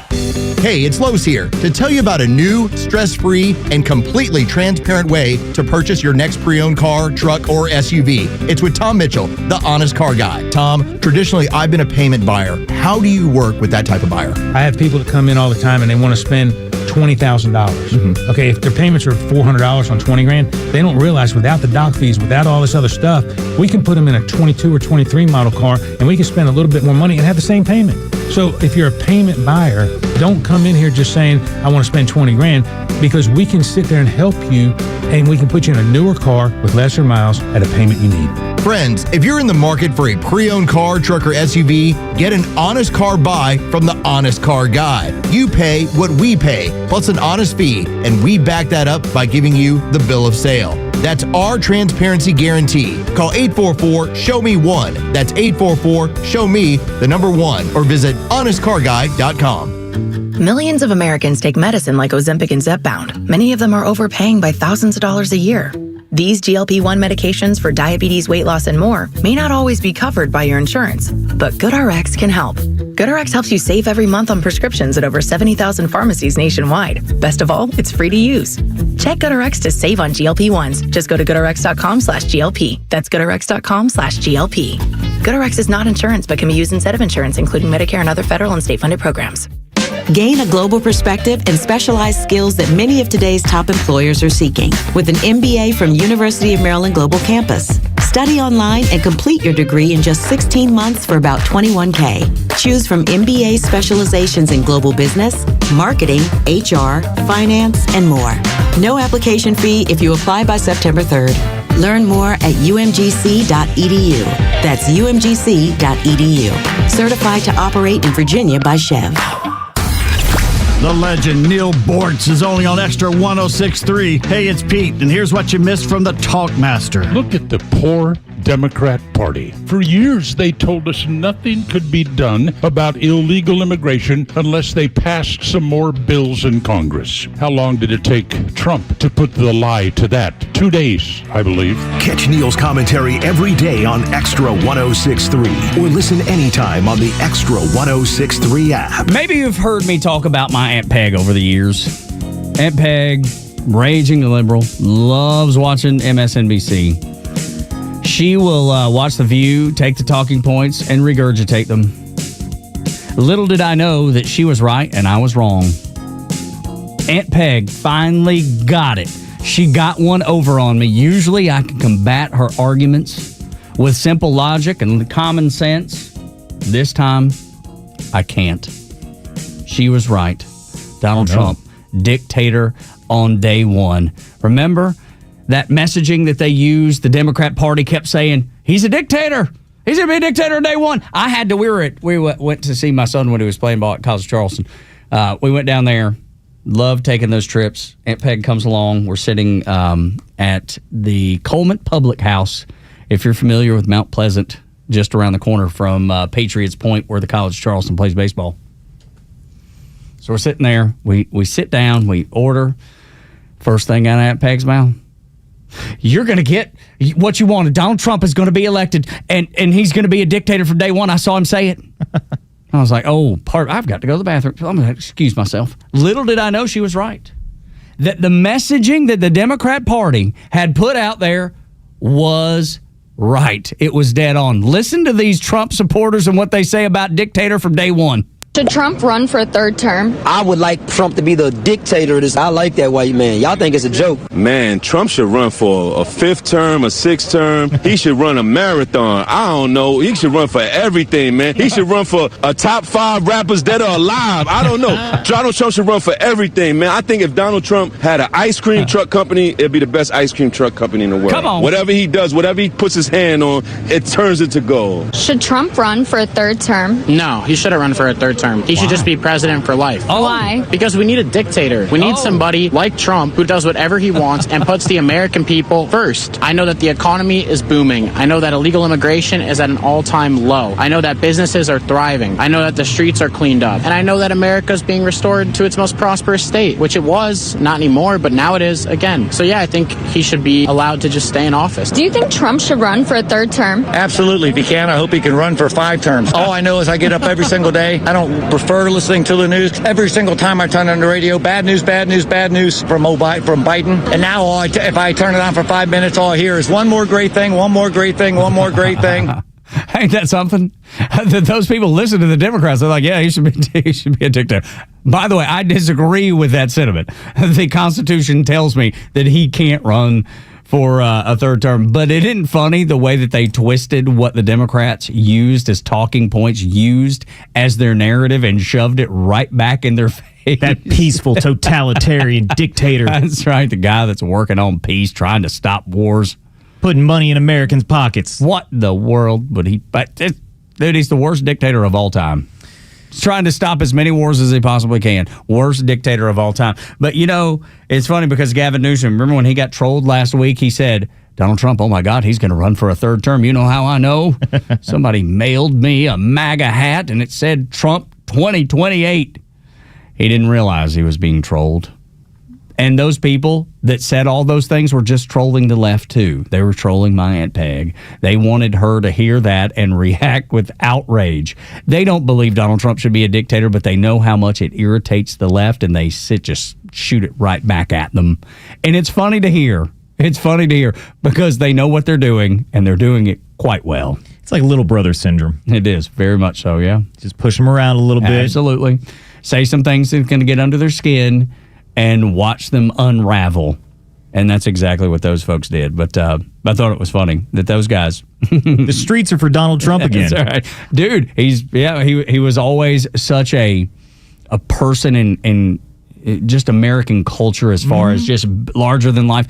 And I'll admit, man, I never watched The Apprentice. I never cared about Donald Trump. I didn't vote for Donald Trump the very first time he ran. After he came down the escalator and the Democrats turned on him like a viper. I didn't vote for him in the primary. I did against Hillary, but I'll be honest with you, it was a vote against Hillary more than it was a vote for Donald Trump. In the primary, I voted for Ben Carson. But as I saw Donald Trump work, and as I saw Donald Trump say, I love this country, and his actions backed it up, I became a member of Team Trump too. I didn't start out that way, but at some point, I was like, yep. This guy's doing it right. And I see that again in this second term. He's been everything that I could have wanted, everything that I voted for, and more. And the Republicans, before Trump, the Republicans had the small tent, but now it's the big tent. Now it's everybody come in. We want people to prosper. We don't care if you're gay. Like, come on in. Let's... Whatever. What's good for everybody is good for all. Everybody is welcome. Absolutely right. And there's plenty of things in a big tent that I'm going to disagree with, and I'm okay with that. Yeah. I'm okay with disagreeing with people on things. We can still be friends and disagree. And I know a lot of people on the left doesn't see it that way. You see the videos on social media daily basis where people are saying, I don't go to dinner with my family anymore because they're Trump voters. I can't speak to the people that I work with because they support Donald Trump. They don't have a big tent. They don't have, matter of fact, they don't have anything. They got a cot. Yeah, maybe. I don't even know if they have a cot at this point. They are in such disarray. I mean, you heard Harry Enton earlier when we played that audio, when he talked about the Democrat Party just being wide open for somebody to just jump in and take charge of the party, be the leader, and be the nomination for president in 2028. And nobody is raising their hand. Gavin Newsom is the only one, the one that's worried Trump will run for a third term, as if it could even happen to begin with. But that's what he goes with because he knows it resonates, and he knows that crazy 20% of people that watch MSNBC will believe him and be like, oh my gosh, we got to stop the dictator. He thinks enough people are still just that afraid. I just don't see it, man. It sure looks like that the tides have turned and traditional values, I mean, church services are overflowing. We're just getting back to a more traditional America, I believe. And I think it's the right direction to go. That'll do it for us. Thank you so much for making the Morning Extra a part of your day, starting your day with us. You're always welcome on the show. Agree with us or not, you're always welcome to share your thoughts at 404-741-1230 at Extra 1063 across the social media platforms. 9 o'clock hour brought to you by Southern Exteriors, 8779 Southern, southernexteriors.co. Glenn Beck program is up next. For Los and Jeray, I'm Tug. Y'all come back now, you hear?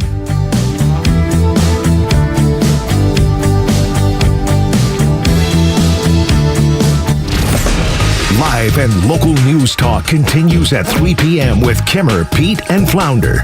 It's the Kimmer Show, only on Extra 1063 and the Extra app.